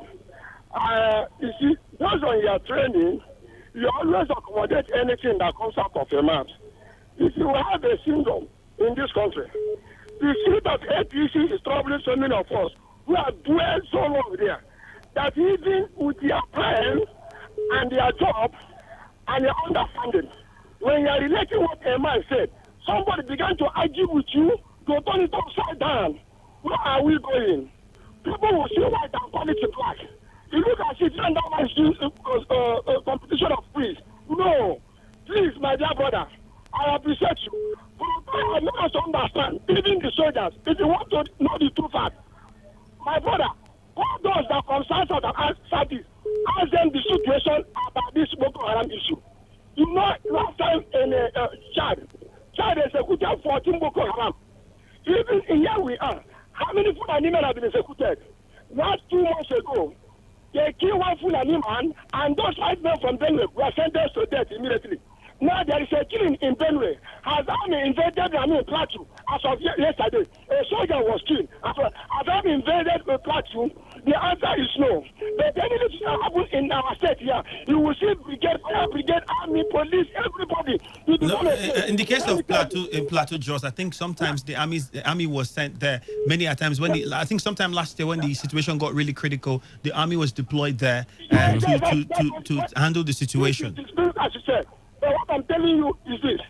The army that we have today, look at Boko Haram collecting $3,000. That is not verified, so we wouldn't advise that you take those figures. We don't have any Boko Haram official who have come out to say this is what they pay them. All right? We shouldn't deceive ourselves. A member of House of Reps said so. It wasn't confirmed. Yes, he said that, but he didn't give a source or confirm where it came from. Members of the House even asked. You know the problem? We always want to allege. The English of allege have destroyed this country. Because they say, call a spade a spade. It's only in Nigeria you cannot call a spade a spade. My dear brother, to service chief, I want to ask you, even those who are elected that have gone home, is this service chief not forever? Let me tell you, as long as you have become a senior rank officer, redneck officer, you are going in upper hand. You don't need to participate in a coup. Okay. Every service chief officer only to stay more than a year and the 6 months. Thank you. What is holding this was not to go? Thank you very much. They want it from a Thank you very much for your contribution. Thank you. Hello to the 95.1 FM. Hello, good afternoon, Andrew. Good afternoon. You're welcome. Your name, please, and where you're calling from. It's Endurance. Endurance, go ahead. From where? Calling from where? I'm calling from Port Harcourt. Okay. Andrew, this thing Brutai is saying, Brutai is just joking. They don't want to tell us the truth, what is happening in Nigeria. You understand me? What they are saying now is that the Boko Haram, the terrorists, their mothers are bigger than Nigerian army. That's not what he said. See, Andrew. See, let me tell my friend is a soldier. He's telling me everything. They are not giving them any order. My friend told me one time he came back. He was in Bruno. They killed all the soldiers. He was the only person that survived. Gunshots. He told me that what they are seeing in northern side, my brother, that he won't advise anybody to go and join soldier. That this thing is, they are doing it one side movement. That is only in South. Other data, they will say, hey, go there and destroy, kill everybody, whatever a crime person, kill the person. Then you will see them, they will come in full mass, full force. That in that place, they will be close to the Boko Haram.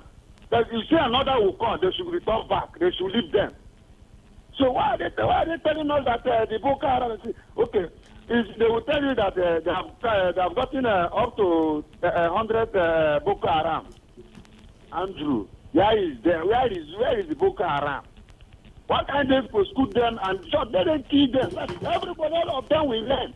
It's only in Niger Delta in Sasa they will cut somebody, one soldier will die. You will see more than 50,000 soldiers. But in that side, we can tell you, Andrew, if I maybe I'm using Android phone, I will tell them, my friend, send some pictures for you. You will see. They are not telling us truth. Okay. Our soldiers have already finished. All right, thank you very much.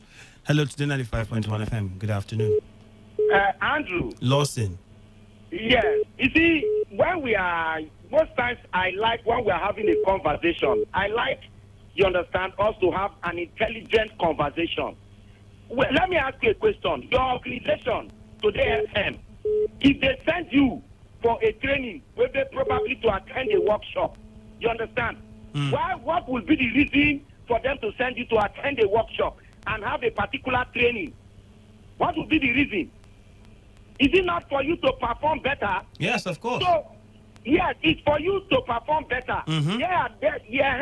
So when you begin but to I'm sure that they will do that because they have observed that some people within the administration is not performing optimally for some reasons. Thank you. Thank you. Not performing. Exactly. Now, the army boss didn't say it's because they are not being paid or it's because they are being. We did not say he said those were the reasons, but we're not trying to say if he is saying that there are soldiers that are not committed like they used to be, or there are some who are not following orders to the fullest, and some are no longer committed to the cause, what could be the reason for that? That's what we're asking. And that's why those suggestions are coming out. What could be the reason for those soldiers no longer wanting to be committed or following orders to the fullest? Good. Now, that's what I am saying, that it will be wrong for anybody to speculate. So what do you think? Nobody is saying that it is. It's a conversation, and when it's a conversation like this, you are sure to make speculations like, could it be this? Because we've heard soldiers complain. We've heard soldiers complain about salary issues. We've heard the video that the military debunked. Well, they debunked the video and said it was doctored, but the attack really happened. We've had many attacks on military bases and equipment scattered away with by Boko Haram insurgents. So we're saying, if he's saying this, could some of these things be responsible for why these soldiers are no longer committed? Is it true? Is it possible? So if you think it's not possible, it is left on you to say, I don't think it is possible because of so and so reason. No, now people are already using reasons. You understand, from their head. So say, okay, this is the reason. This is the. All right, you give your reason now. Give your reason why it is not true, or why it can't be that way. Andrew, it is a workshop. In this mid-level officers are being trained so that they will perform better. Exactly. Not because their welfare Exactly. He wasn't talking to the mid-level soldiers. He was talking about other soldiers who he might have observed were not doing the right thing. And he's using them as an example to educate these ones and say, the reason why we're suffering what we're suffering now is because some soldiers do not follow the orders or are no longer committed. Perhaps he doesn't want them to follow in such steps. So the question now is, those soldiers who he's making an example with, he didn't mention their names, but he said that, what could be the reason for them losing their commitment? That's the question. That is what I am saying. Now, in your show, it is being attached to welfare. No. There are a lot of other things that were cited to be possible. That what if these things? Nobody said categorically that welfare is the reason why. We're saying, what if? Is it possible that welfare is because we've heard complaints about welfare before? Yes. Is it possible that it's welfare, or is it possible that it's equipment? Is it possible that it's pension? What could be the major reason? Nobody is saying there's a particular reason. We're giving lots of instances that what if any of these could any of these be responsible for the demoralization of those soldiers that Buratai was talking about? Andrew, he didn't say they are demoralized. Now, a workshop is organized, you understand, in all spheres of life to train people. That's what we call training and retraining. You constantly do that in every organization to ensure that you get optimal performance. Okay, Lawson. All right. He did not, you get optimal performance. He did not give any reason. So for us to come and begin to speculate is wrong. Okay. All right. Thank you very much. All right. Thank you very much. Hello to the 95.1 FM. Good afternoon. Hello, Andrew. You're welcome. This is DK. I have to call back. Okay, DK. You see, whatever that has been my opinion largely depends on the news from the war front. We have been in this country seeing soldiers protesting that they were sabotaged by their senior officers. They were even caught martial for mutiny. We have also been in this country where the army section of the military complained and protested that the 30,000 naira, 1,000 naira a day that's supposed to be given to them as allowance is not the same thing with the one of the Air Force and in the Navy. And they have also complained about equipment. If we are to form an opinion of what happened to them, is it not based even on that? That is first-hand information. Okay. Lawson is my radio friend, but today I really differ with him. Thank you. All right, thank you very much. Hello to the 95.1 FM. Good afternoon. What's that call? The SMS portal is also very open, and would like to know what you think. Send your text messages to 0701 933 9962. Hello to the 95.1 FM. Hello. Hello. Yes, good afternoon, Andrew. Good afternoon. I think Mr. Buratai has really spoken the reality. And the reality is that the people, the soldiers are not sufficiently motivated. And he is the head of the military. If the people under him are not sufficiently motivated, it means the box stops at him. He should be held responsible for the insufficient motivation. So Mr. Lawson should not be standing in defending the military. He should allow other people to contribute. You are contributing now. Yes, the fact is that the man at the helm of affairs has spoken several times. A lot of complaints are made. They will deny it, they will wish it away, they will say it is false. In the long run, they will own up in one way or the other. It is another way of owning up that what the complaints that people have been making, the people have been making in secret, and they are making it in fear so that they will not be caught masters. All these things are true. Why is the president not removing these service chiefs? If they continue to be there and things are going bad, it means they are doing just that. I don't understand. People, human lives are wasted. And then things continue to be like this. How long will we continue like this? Okay. People are people's fathers. People who are dying. They are people's fathers, people's brothers, people's relations. They are dying. And then you just play with their motivated, no much commitment. And that is all. Would that just be the end of the story? All right. My name is. Thank you very much. All right, let's go to our SMS portal now. We know we have a lot of messages coming in. Right. Bolu would help us with that. Bolu. Okay, this one says, "Good day, presenters. I am Franco confident about the Apapa gridlock. Governor Ambode cried out last year to the federal government to open other ports in the country to avoid complete gridlock in the Apapa port. Nothing has been done about that. Port Harcourt, Warri, and Calabar have seaports, but the government has turned deaf ear to that.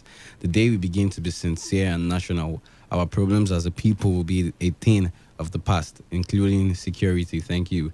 That message was from Franco Confidence. And Austin Judge from Port Harcourt says, "A father cannot tell his child that he having sleepless night thinking of what the child will eat. It's the father's duty to ensure that he works out what his child will eat, not thinking about it every day and nothing is happening. Good day to you, Mr. Andrew." Thank you. This one says, Adams, the national chairman of APC, is 100% the problem of the party. Please let Adams step down so that the APC can move forward. How I wish he was the one that was beaten by these bad boys. That message was from Moses in Omagua. And okay, this one says, the man will plunge himself into confusion. Apapa gridlock has not even started. Our Western brothers, instead of advising the government to make use of the ports in the east to decongest Lagos, they even go as far as opening another deep sea port. That message was from Joshua. This one says, was he dreaming when he told me that he has conquered all forms of insecurity? When he did realize that insecurity still exists in the country and is escalating, they have started exposing themselves that they have been deceiving some Nigerians.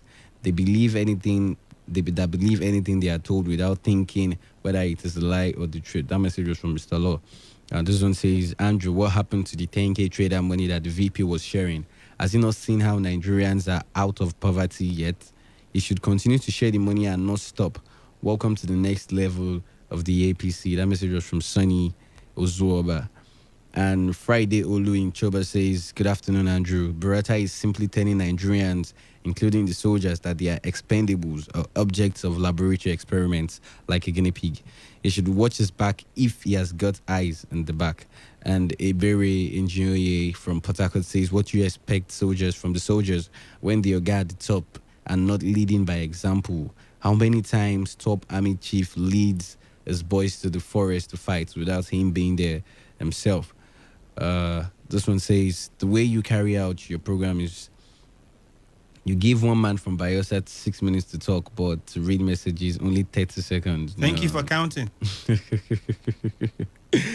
We give equal time for everybody to air their views. This one says, it is important that the chief of army staff should say the gospel truth so that if it becomes obvious that the Nigerian army cannot fight Boko Haram, then international communities can be invited to fight them once and all and chase them out of the country. That message was from AZ in Port Harcourt. And why are you wasting the precious time we don't have on Lawson, who's becoming delusional of recent? Is bias on the issues that indict APC and the APC-led federal government. And this one says, the same thing they accused Sambo Dasuki of, it's what they are doing right now. What a government full of hypocrites. My name is D-Man. His name is D-Man. This one says, the soldiers are no longer committed because there is no longer trust in the fight due to the betrayals by the top officials. And, okay, another one, Mr. Law, again. It says, Andrew, don't you think you're giving too much preference to Lawson on your programs? Again, we're not giving preference to any individual. We give you all time to air your views at every point. We're giving preference. I don't think we'd have read your message now. All right, so thank you very much. These are the messages we can take for now. All right, let's take a few more calls. Hello, Today95.1 FM. Hello, Andrew and Bolu. Hey, good afternoon. You're welcome. How's Yenagua? Yenagua is very fine. Since I'm giving you preference, so go straight to the point. I want to join those people that are protesting right now to tell you that don't give me that preference. I'm not trying to even my brother Lawson from Yenagua here with me. Go ahead. Yes, let me tell you. See, exactly what those messages pointed at. How can my brother Lawson we argue with either Bolu and Andrew in that studio? Are you the one who complained? It was Brutai. Brutai told everybody that this very set has been decimated, they've been sent packing and all the rest. And today this same person is crying out, complaining. Say, Andrew, I'm so disappointed at some of us, the contributions. And you'll be telling people, you understand, you know, people are not contributing wisely, people are not talking with wisdom, they are just, those soldiers, they've been complaining, making videos, and Nigerians are aware of this. People will come up and complain, they will tell you it is because of opposition. If it is your brother, your father, that is at that war front, at times they are betraying them. They will tell them to go. Somebody will just sabotage your system. And these people have been complaining that money that were supposed to even pay to their accounts. Look at people that are dying. They will not even inform the family members.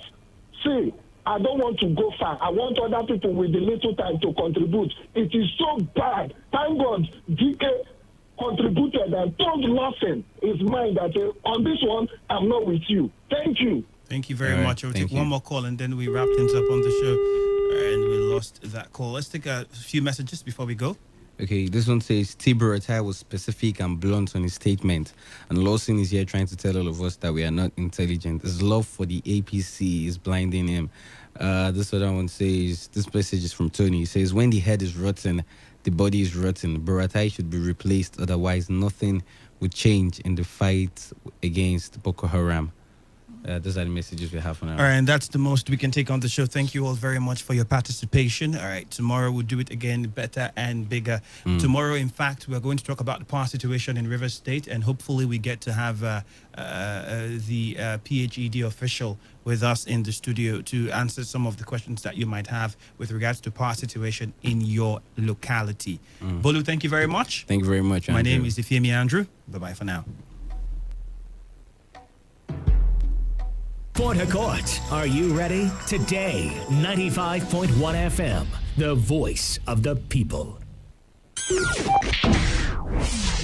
Today, 95.1 FM, Port Harcourt. News update. Good afternoon, and here is the news update on Today 95.1 FM. I am Ifemi Andrew. The leadership of National Youth Council of Nigeria and Rivers State have described as timely the planned security summit by Today FM. The spokesman of NYCN in the state, Mojuto Adokeye, in an interview with our correspondent, said the summit would not only provide direction but will also help to salvage the negative effects of insecurity in the state. Adokeye, while expressing concern over the level of insecurity in Rivers State, encouraged Today FM organization not to end the summit at the table of discussion, but go ahead to create opportunities for youth participation and engagement. The security situation in Rivers State and indeed in Niger Delta is not encouraging.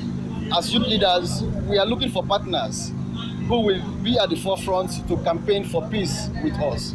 And what Today FM is doing in initiating this security summit, I think it's an idea that has come at the right time, given the level of insecurity we are facing in Rivers State and its environs.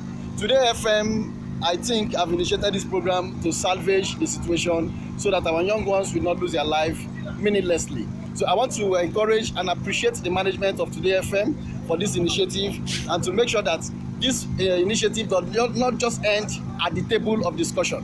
They should come up with opportunities for youth leaders to participate and make suggestions on how best we can provide solutions to the lingering security situation in Rivers State and in Niger Delta. And now, Imo State Governor Emeka Ihedioha has inaugurated the interim management committees for the 27 local government areas of the state. According to a statement by the governor's chief press secretary, Chubike Onyeoku, the appointment takes immediate effect. It would be recalled that Ihedioha had earlier suspended all elected chairmen and councillors in line with the recommendations of the House of Assembly. Meanwhile, also in Imo State, 3 lawmakers elected on the platform of the ABGA have defected to the PDP, claiming that their defection would enable them to serve their constituents better. Following their defections, ABGA now has just 1 seat in the Imo State House of Assembly. And now the Jigawa State Independent Electoral Commission has fixed Saturday, June 29 for the conduct of local government elections in the 27 councils of the state. The GCAC chairman Muhammad Ahmed, who made the disclosure in an interview with newsmen in Duse, the state capital, said that all the necessary arrangements had been put in place for the upcoming local council election. He further dispelled misgivings by some section of the public that the local government election might not hold, assuring every eligible voter in Jigawa State that the election will take place. And the Academic Staff Union of Polytechnics lauded President Muhammad Buhari for signing the Polytechnic Act Amendment Bill into law. ASUP National President Usman Duse, reacting to the signing of the bill into law, said the union was happy that the bill was finally signed, hoping that all agencies concerned would commence its implementation immediately. According to him, the law, when implemented, would bring development into the system, minimize internal challenges and conflicts in the sector, and also increase efficiency in operations. Duse also said the law would also minimize government interference and improve democracy in the sector and industrial harmony. And on the foreign scene, a United Nations rights expert has concluded that Saudi Crown Prince Mohammed bin Salman should be investigated over the killing of dissident journalist Jamal Khashoggi, citing credible evidence. UN extrajudicial executions investigator Agnes Kalamard released a report on the killing of Saudi journalist Jamal Khashoggi today, in which she said that Khashoggi's killing constituted an extrajudicial killing for which the State of Kingdom of Saudi Arabia is responsible. There has been no immediate reaction from Riyadh, which was sent the 100-page report in advance. Kalamard, who has led an international inquiry into Khashoggi's killing in the Saudi consulate in Istanbul last October, had said after a visit to Turkey this year that the evidence pointed to a brutal crime planned and perpetrated by Saudi officials. Khashoggi's remains have not been found, but Kalamard has said that she and her team of forensic and legal experts had access to a part of chilling and gruesome audio materials of his death obtained by the Turkish intelligence agency. And that's it on the news update for the hour. Thank you for your time and stay tuned. This is Today 95.1 FM, Port Harcourt, voice of the people. Port Harcourt, are you ready? Today 95.1 FM, the voice of the people. Radio has never been this good. Today 95.1 FM, Port Harcourt. This is Today 95.1 FM, Port Harcourt, voice of the people. Port Harcourt, are you ready? Today 95.1 FM, the voice of the people.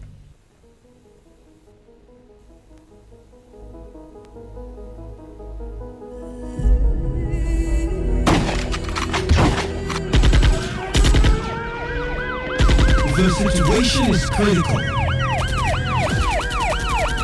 The issues are diverse. You see, courtesan in quote is the surname of all other criminalities. But this year, courtesan has a new child known as banditry. I'm sure you are aware that the 6th Division of Nigeria Army is court-martialing some of its officers for being involved in kidnapping. There is a consciousness that is going on that if you are into this thing, you become a supreme being. The whole criminality we are seeing, especially as they occur in Rivers State, they revolve around country. So what if you are volunteering information to an accomplice? In seeking a solution, the Today FM Anti-Cultism Summit comes up on the 6th of July, time 9 a.m. Keynote speakers are Amalpu Senibo Bobo Sophie Brown, Professor Chief Andrew Efemini, Retired Colonel Owunda, Professor Austin Sadu, and Ken Henshaw of We the People. Also on the table will be representatives of stakeholders and the various organs of influence that can help deal with the stemming tide of cultism. Keep the date, 6th of July 2019, 9 a.m. Let's fight cultism together. Port Harcourt, are you ready? Today 95.1 FM, the voice of the people.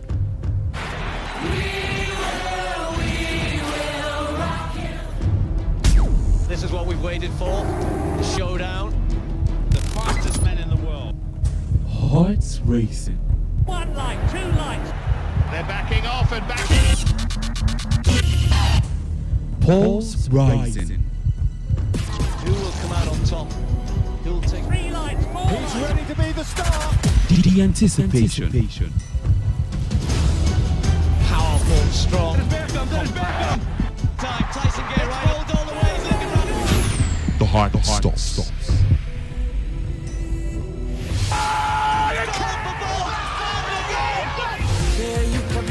Catch the sports game. Emeka Dena is my name, and the guys. Mr. Emmanuel Chibuzo, I am the top striker. Wisdom Obinayos. My name is Ganaman. Dorcas Koki, the sports diva. On Sports Attack, Mondays through Fridays, 7:30 a.m. And Today Sport Live, 3 to 4 p.m. And also on the weekends, 1 to 6 p.m.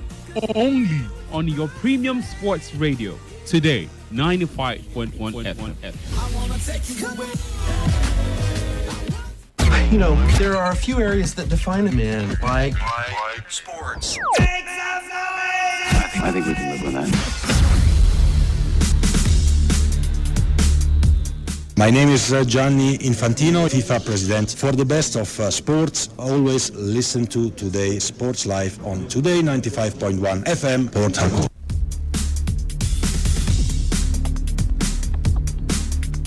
A very good afternoon. Welcome to today's Sport Live, reaching you live on Today95.1 FM, right here in the Garden City of Port Harcourt. It's the 19th day of the month of June 2019, and it's time for us to talk sports this afternoon. My name is Emmanuel Chibuzo. I am the top striker this afternoon. The guys are very much in the mix this afternoon. Emeka Dena is in the building. Emeka, welcome to the show. Good afternoon, top striker. Good afternoon to the fans out there. Always a pleasure to be here to talk sports.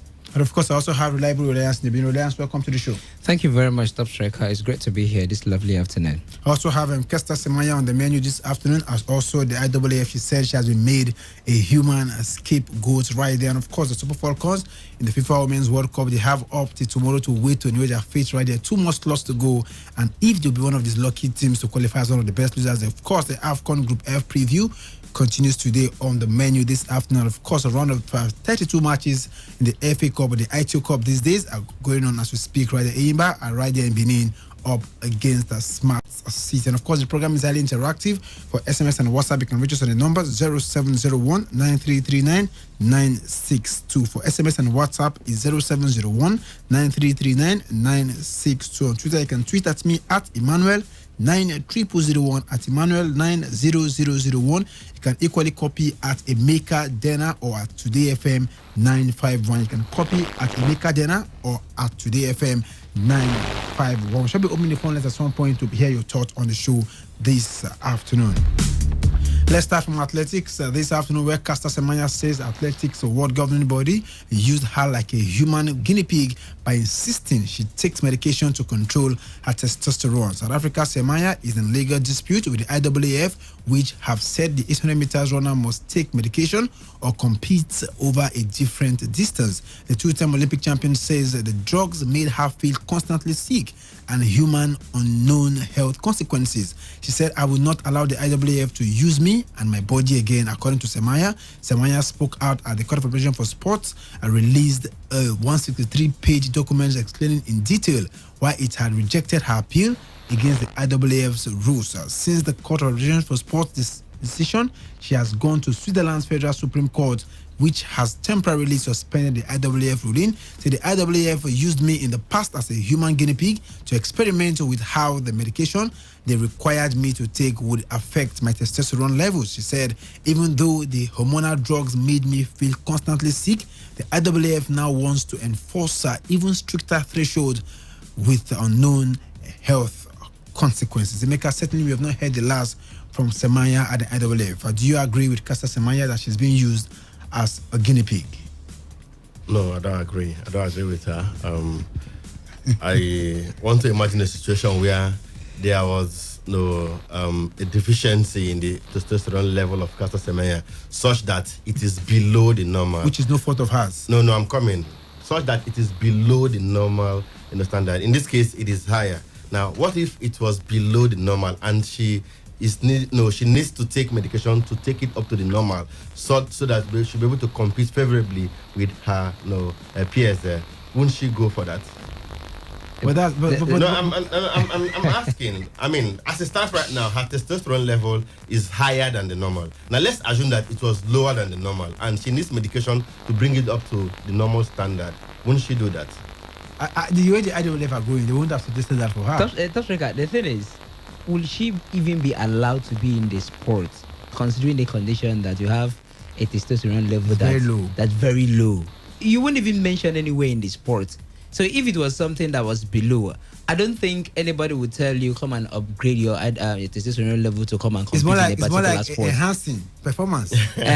No, so bringing it up to standard, because as it stands right now, she has a high testosterone level that gives her an undue natural advantage over her competitors. No fault of hers, like you said.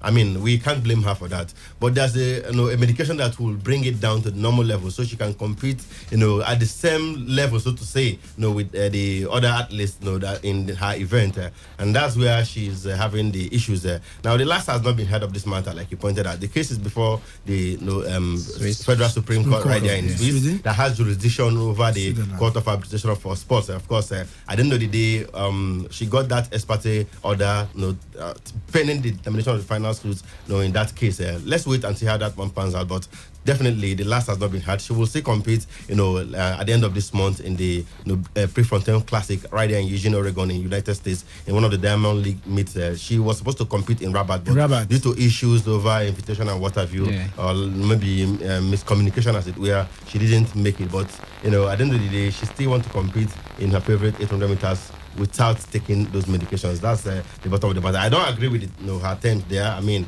that she's been used as a human guinea pig to test the effect of the drugs and all that. But the guy, she said something. She said she felt sick constantly. I think she attempted taking it, but I think the consequence of health-wise was not favorable. And she said she wouldn't damage her body because she wants to please the IAAF. That means she took it. Then she go for the other events. There are other events where you don't even need to take meters it. Or even the sprints, 100, 200, from 400 and to maybe 1,005, you're not supposed to do that. But 3,000, 5,000, 10,000 meters, you can compete without taking those drugs. That's what the IAAF are saying. Very last, will you say that she's been forced by the IAAF into manipulating her body, according to her? Well, I wouldn't really say so. It looks like that, but technically it's not, because you've been given options. It's either you do this for this particular race category, or if you're not fine with that, go to this particular race category. So talking about if she's being forced to manipulate her body, nobody's putting a gun over her head and tell her you must do this for you to participate in this sport entirely. It's just a matter of options and fairness, considering from the IAAF aspect.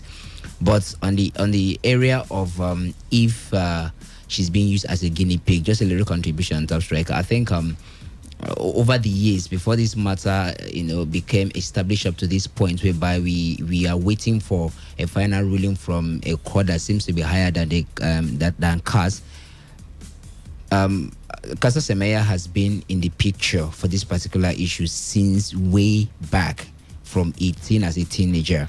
And if you want to look at the situation surrounding many tests conducted on her, you might want to give her a little bit of a chance that she's being used as maybe a lab rat or something. Because, for instance, a particular test was conducted on her. She wasn't told gender. She wasn't told what it's been for. So she has been through series of tests run on her, and nobody tells her this is the essence of the test. And now this is more like a threshold for her after major or several tests run on this woman, and then nothing has been found, maybe guilty or wanting on her part, so that IAAF could use that as a strategy, or a condition, maybe to expel her out of the sport entirely. She's now given a condition that they paint it and make it look very fair on the public, so that anybody listening or even fellow athlete will understand that it's about fairness of the of the sport entirely. So if you consider that, you might want to agree to her that she's being used as a lap rat or something, because many tests have been conducted on this woman. But on the aspect of being forced, like I said, Top Striker, let me reiterate that again. She's not being forced. She has an option. You can even quit the sport if you like. It's a personal option. Like I suggested some time ago when we talked about this particular issue. You've won almost or virtually everything there is to win in this particular sport. If you want to quit, it's fair enough. You'll be held as a hero, until generations, as a South African in this particular. So you can as well quit if you want, just to take yourself out of this controversy. Emeka, what are our chances of coming out victorious at the end of this melee, this saga? What are our chances of emerging victorious? Well, it's up to her lawyers to put up a case for her right there.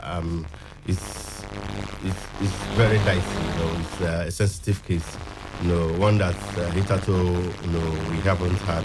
And, if they're able to put up a good case for her, I think they can still, these things are basically, is law, and, it's a question of bringing up solid defenses and all that, and if you can cite instances, you can convince the lawyers over there at the Swiss Supreme Court to rule the case in your favor. But I think at the end of the day, they might still go the way of the IAAF. I mean, let's do that see, but I think it's a case that they will eventually lose it. And of course, certainly the last has not been heard about the case between Casa Semenya and the IAAF camp of Nigeria Super Falcons. We go this afternoon. Nigeria are the 9th champions in this competition. History for Nigeria. 9-time champions.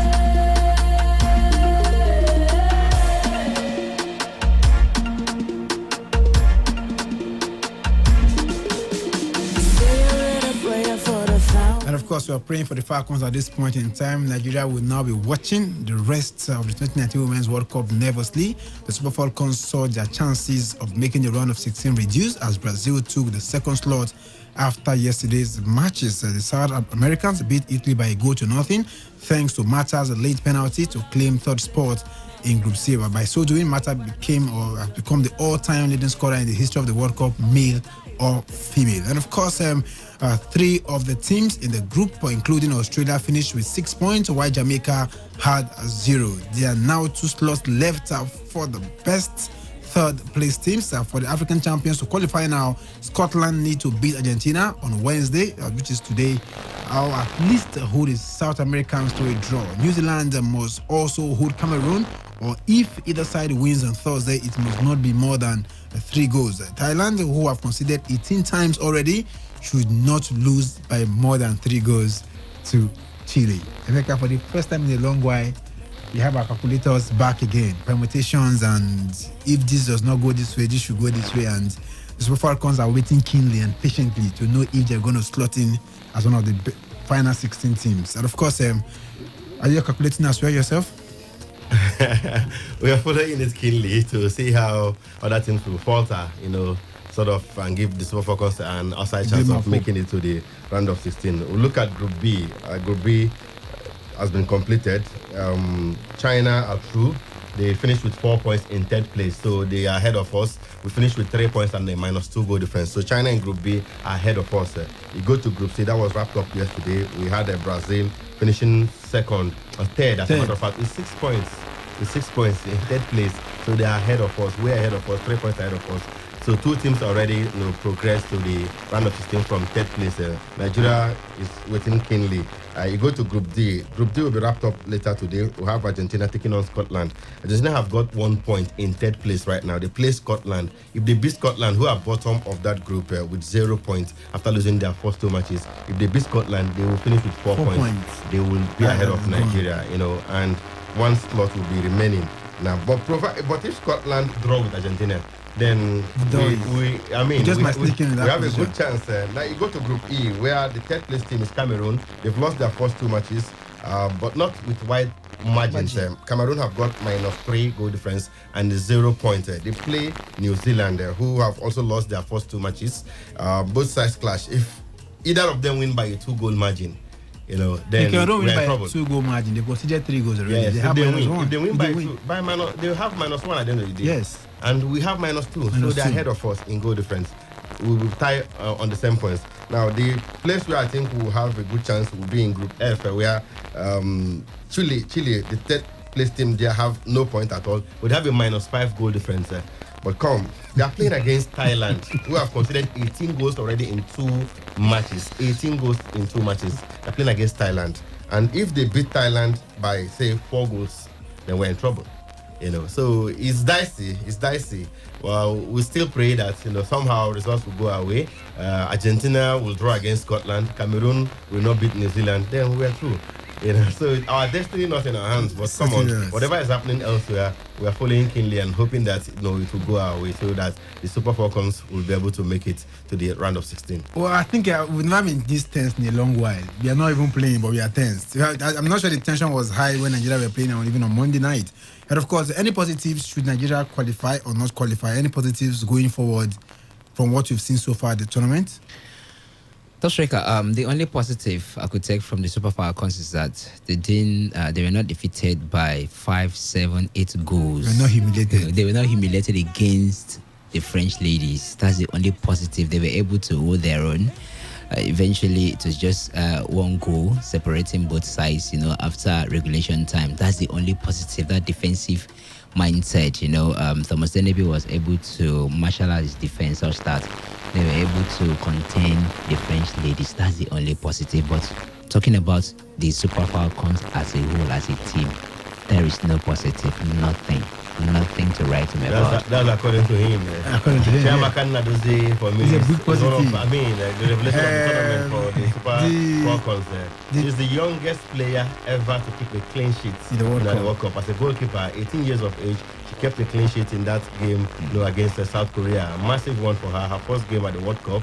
This is the same goalkeeper that conceded 8 against France over a year ago in their friendly. But on Monday, she was able to hold her own. Yes, controversial penalty scored by Wendy Renato. Controversial? Yeah, controversial in the end. I mean, it was a controversial penalty, and a lot of people did not understand what happened. But a lot of you heard the Super Falcons coach even say so many crazy stuff. Exactly. During the press conference after that encounter. Now, I'm not saying that it wasn't a good decision. It was a good decision. They played according to the rules.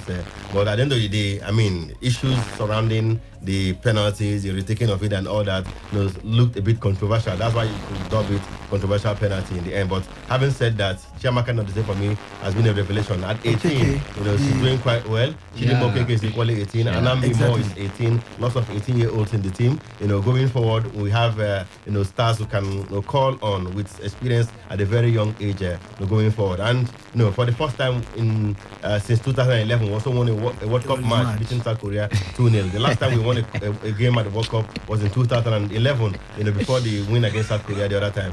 We celebrate these things in Nigeria, don't we? We are very poor at the global stage. We are very, very poor at the global stage, despite our dominance on the continent. 9-time African champions. Only once have we qualified out of the group, in 1999. So our record at the global stage is nothing to write home about. We've been to every edition of the World Cup, but we haven't won up to 5 matches at the World Cup. That's crazy. Now I understand why it is being said that we celebrate mediocrity much, honestly. Now, Emeka made mention of some star players in the team. That's going to take me to my next point. That team needs overhauling. When Okeke was introduced into the game, I think that was the game against Norway. Yeah, the opening game. When Michael got injured. She played quite well. You need to see her pace. Within 5 minutes, she was fouled about twice because the Norwegians couldn't contain her pace. Now, Chiamaka Nnadozie came into the goal post. She did quite brilliant. That's to tell you that the old legs in that team need to be thrown off. That team requires, new players with fresh blood, so to speak. You understand? It became apparent and obvious when those two players perform. In fact, once I saw that lady, that number 20, she's talking about Okeke now, it became obvious because I know before now, many persons have been calling for some new players to be introduced into the team, mentioning the already old legs in the team that they are more like, going past their prime. They are no longer delivering at the expected level. So I was thinking, considering, I had, issues believing or towing that same line. But when that woman was introduced into that pitch that day, it became obvious that team needs overhauling. Emeka, 2 questions in one. He is talking about overhauling the team. New blood should come in. Do you just blood in the new blood or the new legs without proper understudy of the older ones before they say their final goodbyes? And no matter the outcome of what happens, whether Nigeria qualifies or not, should Thomas Deneby continue with girls? I don't subscribe to a complete overhaul of the team. You should go with a blend of youth and experience. Brazil have a 41-year-old in the World Cup. For Miga, she's playing her seventh World Cup. The World Cup has been played only 8 times. She's playing her 7th World Cup right now. Mata has been there for forever, and she's still doing it at the highest level. For youth and experience, we have youth, we have experience, but my problem is that the coach is not giving the youth enough time to express themselves in that team. We saw what happened in the game against France when the coach took out Asat Oshola and Francisca Odega and introduce Anamimo and Uche Nakano, who was very brilliant at the Waffle Women Cup of Nations in Abidjan earlier before they traveled to the World Cup. I mean, you saw the bite in the attack. They didn't have enough time to change the game, but come on, these younger girls want to go out there and make a name for themselves as well. But I mean, the Osholas of this world seem to have seen it all. They don't give everything again. Maybe their legs cannot carry them that much. Opera Noze is captain, but of course we haven't seen much from her going forward in this team. Oshola herself, apart from the goal she scored against South Korea, she hasn't contributed much generally to the team. She doesn't mark balls. I mean, she plays like she's the all and all in the team. Whether you like it or not, she will get her place and all that. So I think these younger girls should also be given their chance as well. There's Rashida Tajibade in that team. There's Chiwendi Hilzo in that team. There's Uche Nakano in that team. There's Alice Ogebe of Rivers United. If they're not good enough, why take them to the World Cup? You get to the situation where the big names in quotes are not delivering. And it's time to introduce the younger girls. They were not even considered for the World Cup. They were there 4 years ago, but they were not even considered. So why take this bunch of players to the team, to the World Cup, when the time comes, you don't even give them the opportunity to express themselves. You don't make substitution until a player is injured. And the game is even getting out of hand. So you think Denebe should continue with the girls, or you chart another course? No, I mean it's late to do what we are talking about. They might not even make it. No, I'm saying no matter the outcome of what happens now, going forward. Going forward. I think we need younger, legs, fresher legs in the team. We need younger legs. I mean, these ladies, for crying out loud, this is Onomebi's fifth World Cup, right? She's 36. I mean, she's been there like forever. 2003. We saw her in the first game against Norway. She was shambolic, to say the least. She was shambolic. Osinacho Hale, I mean, they didn't scoring own goals. It happens, no doubt. But come on, the defense was in 6th and 7th in the game against Norway. They were nothing. They didn't hold their own. And yes, they improved in the last game against France. But come to think of it, it's a game where we going forward, they offered nothing. We are on the receiving end. Luckily for us, the French team were wasteful on the day and they couldn't get the goals. So at the end of the day, we need new legs in that team. That's my own take. And of course, Reliance, quickly, do you think Denebe should continue with the girls no matter the outcome? I don't think so. Top record. Now, so who do you want to bring again? They are coaches. They are coaches. Uche Ukeria, Ismail Amabu. Why was Thomas Denebe brought into the team? To give them a prowess going forward at the global stage. Has he been able to do that? Now, if I'm going to look at the 9 times that the Super Falcons have won the Alcon, I can beat my hand on my chest and tell you that their worst display at the team was the previous one they just won. The latest one, yes. Thomas Denebe. So which could be down to so many things, Emeka. He had little or no knowledge about the team. No, he came in early last year. He played France in April. How many times did he have to train with the girls? Was in December. Yes. He played a few friendly games, trained with this team. Is that enough to know the girls? How do you mean? How many times? How long did Omagumi spend with the team before she went to the Cameroon to win the Alcon? Is a thoroughbred. Don't you think she knows the league in and out? She knows the players in the league. She's a thoroughbred. As a coach, Thomas Denebe is playing at his 3rd World Cup. He's experienced. Yes. You understand? So blending the team shouldn't be, a difficult thing for him. And of course, to the program, let's go on a quick commercial break. When we come back, the program still continues.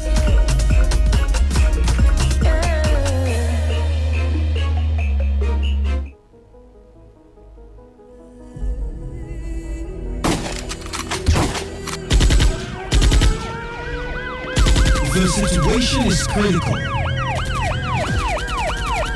The issues are diverse. You see, courtesan in quote is the surname of all other criminalities. But this year, courtesan has a new child known as banditry. I'm sure you are aware that the 6th Division of Nigeria is court-martialing some of its officers for being involved in kidnapping. There is a consciousness that is going on that if you are into this thing, you become a supreme being. The whole criminality we are seeing, especially as they occur in Rivers State, they revolve around countries. So what if you are volunteering information to an accomplice? In seeking a solution, the Today FM Anti-Cultism Summit comes up on the 6th of July, time 9 a.m. Keynote speakers are Amalpu Senibo Bobo Sophie Brown, Professor Chief Andrew Efemini, Retired Colonel Owunda, Professor Austin Sadu, and Ken Henshaw of We the People. Also on the table will be representatives of stakeholders and the various organs of influence that can help deal with the stemming tide of cultism. Keep the date, 6th of July 2019, 9 a.m. Let's fight cultism together. Port Harcourt, are you ready? Today, 95.1 FM, the voice of the people. You know, there are a few areas that define a man, like sports. I think we can live with that. Of course, welcome back to the program today, Sport Live, reaching you live on Today 95.1 FM, right here in the Garden City of Port Harcourt. Over now to the ITO Cup under 32 matches currently on as we speak at the moment. Updates coming out from different match centers. Reliance, Emeka, any updates coming out? Yes, in Bini, Eyimba are down. Smart City have taken the lead in the 17th minute. The young boys from Lagos, they are 1-0 up against Eyimba, and elsewhere, Abiyawaros lead Gateway FC by a goal to nothing. So that's it. But of course, early days in those encounters, I wait to see what happened in the subsequent minutes of that match. Elias, are you surprised with the result you just had so far? The scoreline. The scoreline, rather? Not really. This is ITO Cup. I think this is what it's supposed to be about, the upset coming in here. What's the name of that team? Lamin Zion, what's it called? I played Sunshine Stars in the previous round. They scored first against Sunshine Stars. Sunshine Stars came back. Equalized and still won. So it's possible Imba can do that today. They are down by a goal to nothing. Who says they cannot equalize and beat Smart City like 4 or 5-1 at the end of the day? Rivers United, Aqua United, another blockbuster encounter. Yeah, monster fixture. So you expect any of there should be no expect any team that wins. If Rivers United beats Aqua United, it should be pass for a mini upset. Why, Emeka? Why? Rivers United have achieved a lot. So yes, this might not be going their way. I agree with you, but of late, Aqua United have been the have they achieved? The marketing, in the Nigeria Marking with that trophy. Two ITO Cup titles in the last 4 editions, and that's no mean feat, my brother. They have won it twice in the last 4 editions. Should we throw all the achievement of Rivers United? No way. As Dolphins, they won 4 ITO Cup titles. They have 3 league titles as well. I mean, they are last coming in 2011 under the same manager, Stanley Oguma. But lately it's been all about Aqua United. The influx of star players. The management team led by Paul Bassi. Yes, they fumbled at the championship playoffs in Lagos. But come on, you want to put your money on Aqua United to get it right against Rivers United. But, I mean, football is not played that way. This is cup competition, and who says the pride of Rivers cannot surprise the team from Uyo, even though they are Oga, talking about Paul Bassi is complaining about the fixture congestion. Trying to pull out. He will not do that. He will not do that. He's into the system, so he wouldn't try such a thing. It's an opportunity for them to even get back to the continent. The plan was for them to go to the championship playoffs in Lagos, win the league, and play in the CAF Champions League. That didn't happen. They have another opportunity to go to the continent this time, by winning the ITO Cup. If they do that, they will be playing the CAF Confederation Cup. But of course, it's not going to come on a platter of gold. A lot of other teams need that ticket. Lobby Stars need the ticket. They also want to do the double as well. No doubt about that. Some other teams, Sunshine Stars, Academy Warriors, name them. They want to qualify for the continent necessarily. Where should Rivers United win? I don't see it to be an upset of any sort. Reliance, do you see that game to be an upset? Or before that, let me come to the next game. The star match reportedly, Rivers, Enugu Rangers up against Lobby Stars. Monster fixture, the best of the round. Where do you see on going? Well, top striker is difficult to say, really. Even if I want to go by what happened between both sides at the regular season, and then looking at the play of the championship playoff as well, it's still difficult to call because none of them have been able to establish dominance over the other. It's always a case whereby at some point you see Enugu Rangers stealing the show, at some point you see Lobby Stars stealing the show, at some point you see draws coming in their way. So it's more like evenly poised game between both sides. So I won't be surprised if Enugu Rangers steal the show all again. I wouldn't be surprised even if Lobby Stars get to do it, but it's still no surprise for me, top striker. So call the game, this one and the Aqua United match quickly. For Enugu Rangers, Lobby Stars, I'll give it to Enugu Rangers to win by a goal to nothing. For Rivers United, Aqua United, same scoreline, but favoring Aqua United this time. Imeka, what about you? Top striker Seka Pascal has been out for Rangers for some time, but he's in the lineup today, to play against Lobby Stars. I'm thinking that his comeback will add impetus to the attack of Rangers. We know what that man did in the regular season in the MPFL before injury knocked him out. At some point, I'm thinking that Rangers will win this one by 1-0. The other match involving Rivers United and Aqua United, I will put my money on Rivers United. Stanley Gumas men. Okay. 2-0 against Aqua United. Let's go to the followers and what the callers have to say. And of course, round of 32 matches in the ITO Cup currently on. Should Rivers United win Aqua, is it going to be an upset for you? Let's hear from you this afternoon. And of course, Casa Semanya says she has been made a human guinea pig by the IAAF. Do you buy the same feelings with her? Do you think she's right by what she just said? And of course, not forgetting of all we've told you about this afternoon. Keep the calls coming to the Super Falcons are waiting patiently. 2 more slots to go for the best and third place team to go. Do they have a chance to go at this one? Let's hear from you. Of course, Emeka, have an update coming in. Another goal update. EFCC. They're 1-0 up against Sunshine Stars. You don't have to be there.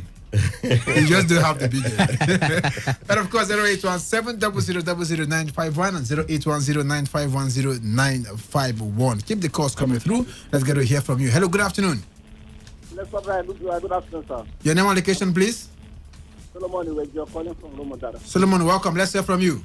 Yes, I want to say something on the issue of the coach, Nigerian Falcons coach. I will tell you that the man, his work is of progress. And then that might tell you that how that the Man City, Guardiola did not work in one. This man coming up and with a cup or whatever, I think what we need is psychology. It's not a matter of achievement and process. It's a process. Let me see in 5 years, 4 years, and I don't think I'm not judging this man based on what I'm saying, but I'm judging this man based on what he understand before he was hired. So I'm just thinking that the man is working, and let's talk because I know that the journalists sometimes they don't attach their sentiment with psychology. As far as I'm concerned, the man has a lot to do, and I think that we should give him time so that we can see this thing from not somebody maybe 2 years, 1 year. So 1 year is not enough, 2 years is not enough to judge. So I'm not judging him. What I'm seeing from France and South Korea, I give him something to cheer because he has done a lot. They have not. So I think that's the idea I'm talking about. For Nimba, I hope they will not follow our nation. They are still. Okay, thank you so much. I get your points right there. Hello, good afternoon. Hello. Yeah, good afternoon. Your name and location, please. Yeah, this is Captain Livingston. I called you before the game the other day. Okay, welcome. Let's hear from you. Yes, I want to talk about the Super Falcons. Go ahead. Okay, actually, it's not the coach's problem. I think the players, some of the players actually are not they are not intelligent with it. But if you watch Australia, at the point she was confused on what to do with the ball. Somebody will come and take the ball from her. I know she was not fit, but that's not really the issue. So some of the old players, when you see a crowd of play, you see that the place is crowded. You now want to dribble everybody. When you look at the European team, they don't play like that. So it's all about the coach. It's the players' intelligence on the ball too. His patterns. They are not flexible. So we need more young players. I don't say they should overhaul the whole team, but we need more intelligent young players because some of the old players are not really doing well. You want to dribble everybody in the field for that kind of pressure. So it's not coaching problem because he's doing well. And also you need at least some time. He's a foreigner. It's not a Nigerian. Whether he's a coach or not, you need some time. So for me, I saw what they played that day. But we were lucky, not that because we defended very well, but because they were wasteful. France were wasteful. So I think it's not the coach. We need more young players. They should introduce young players because when I saw the young players when they played that day, the ones they introduced, it was very impressive. So for me, they should bring more young players, bring some of the old ones. But it was the players' intelligence on the board that probably caused us some of those things. So not coaching issue. Thank you. Thank you so much for your time on the show this afternoon. Hello, good afternoon. Yeah, good afternoon. Your name and location, please. My name is Alex. I'm calling from Port. Alex, welcome. Let's hear from you.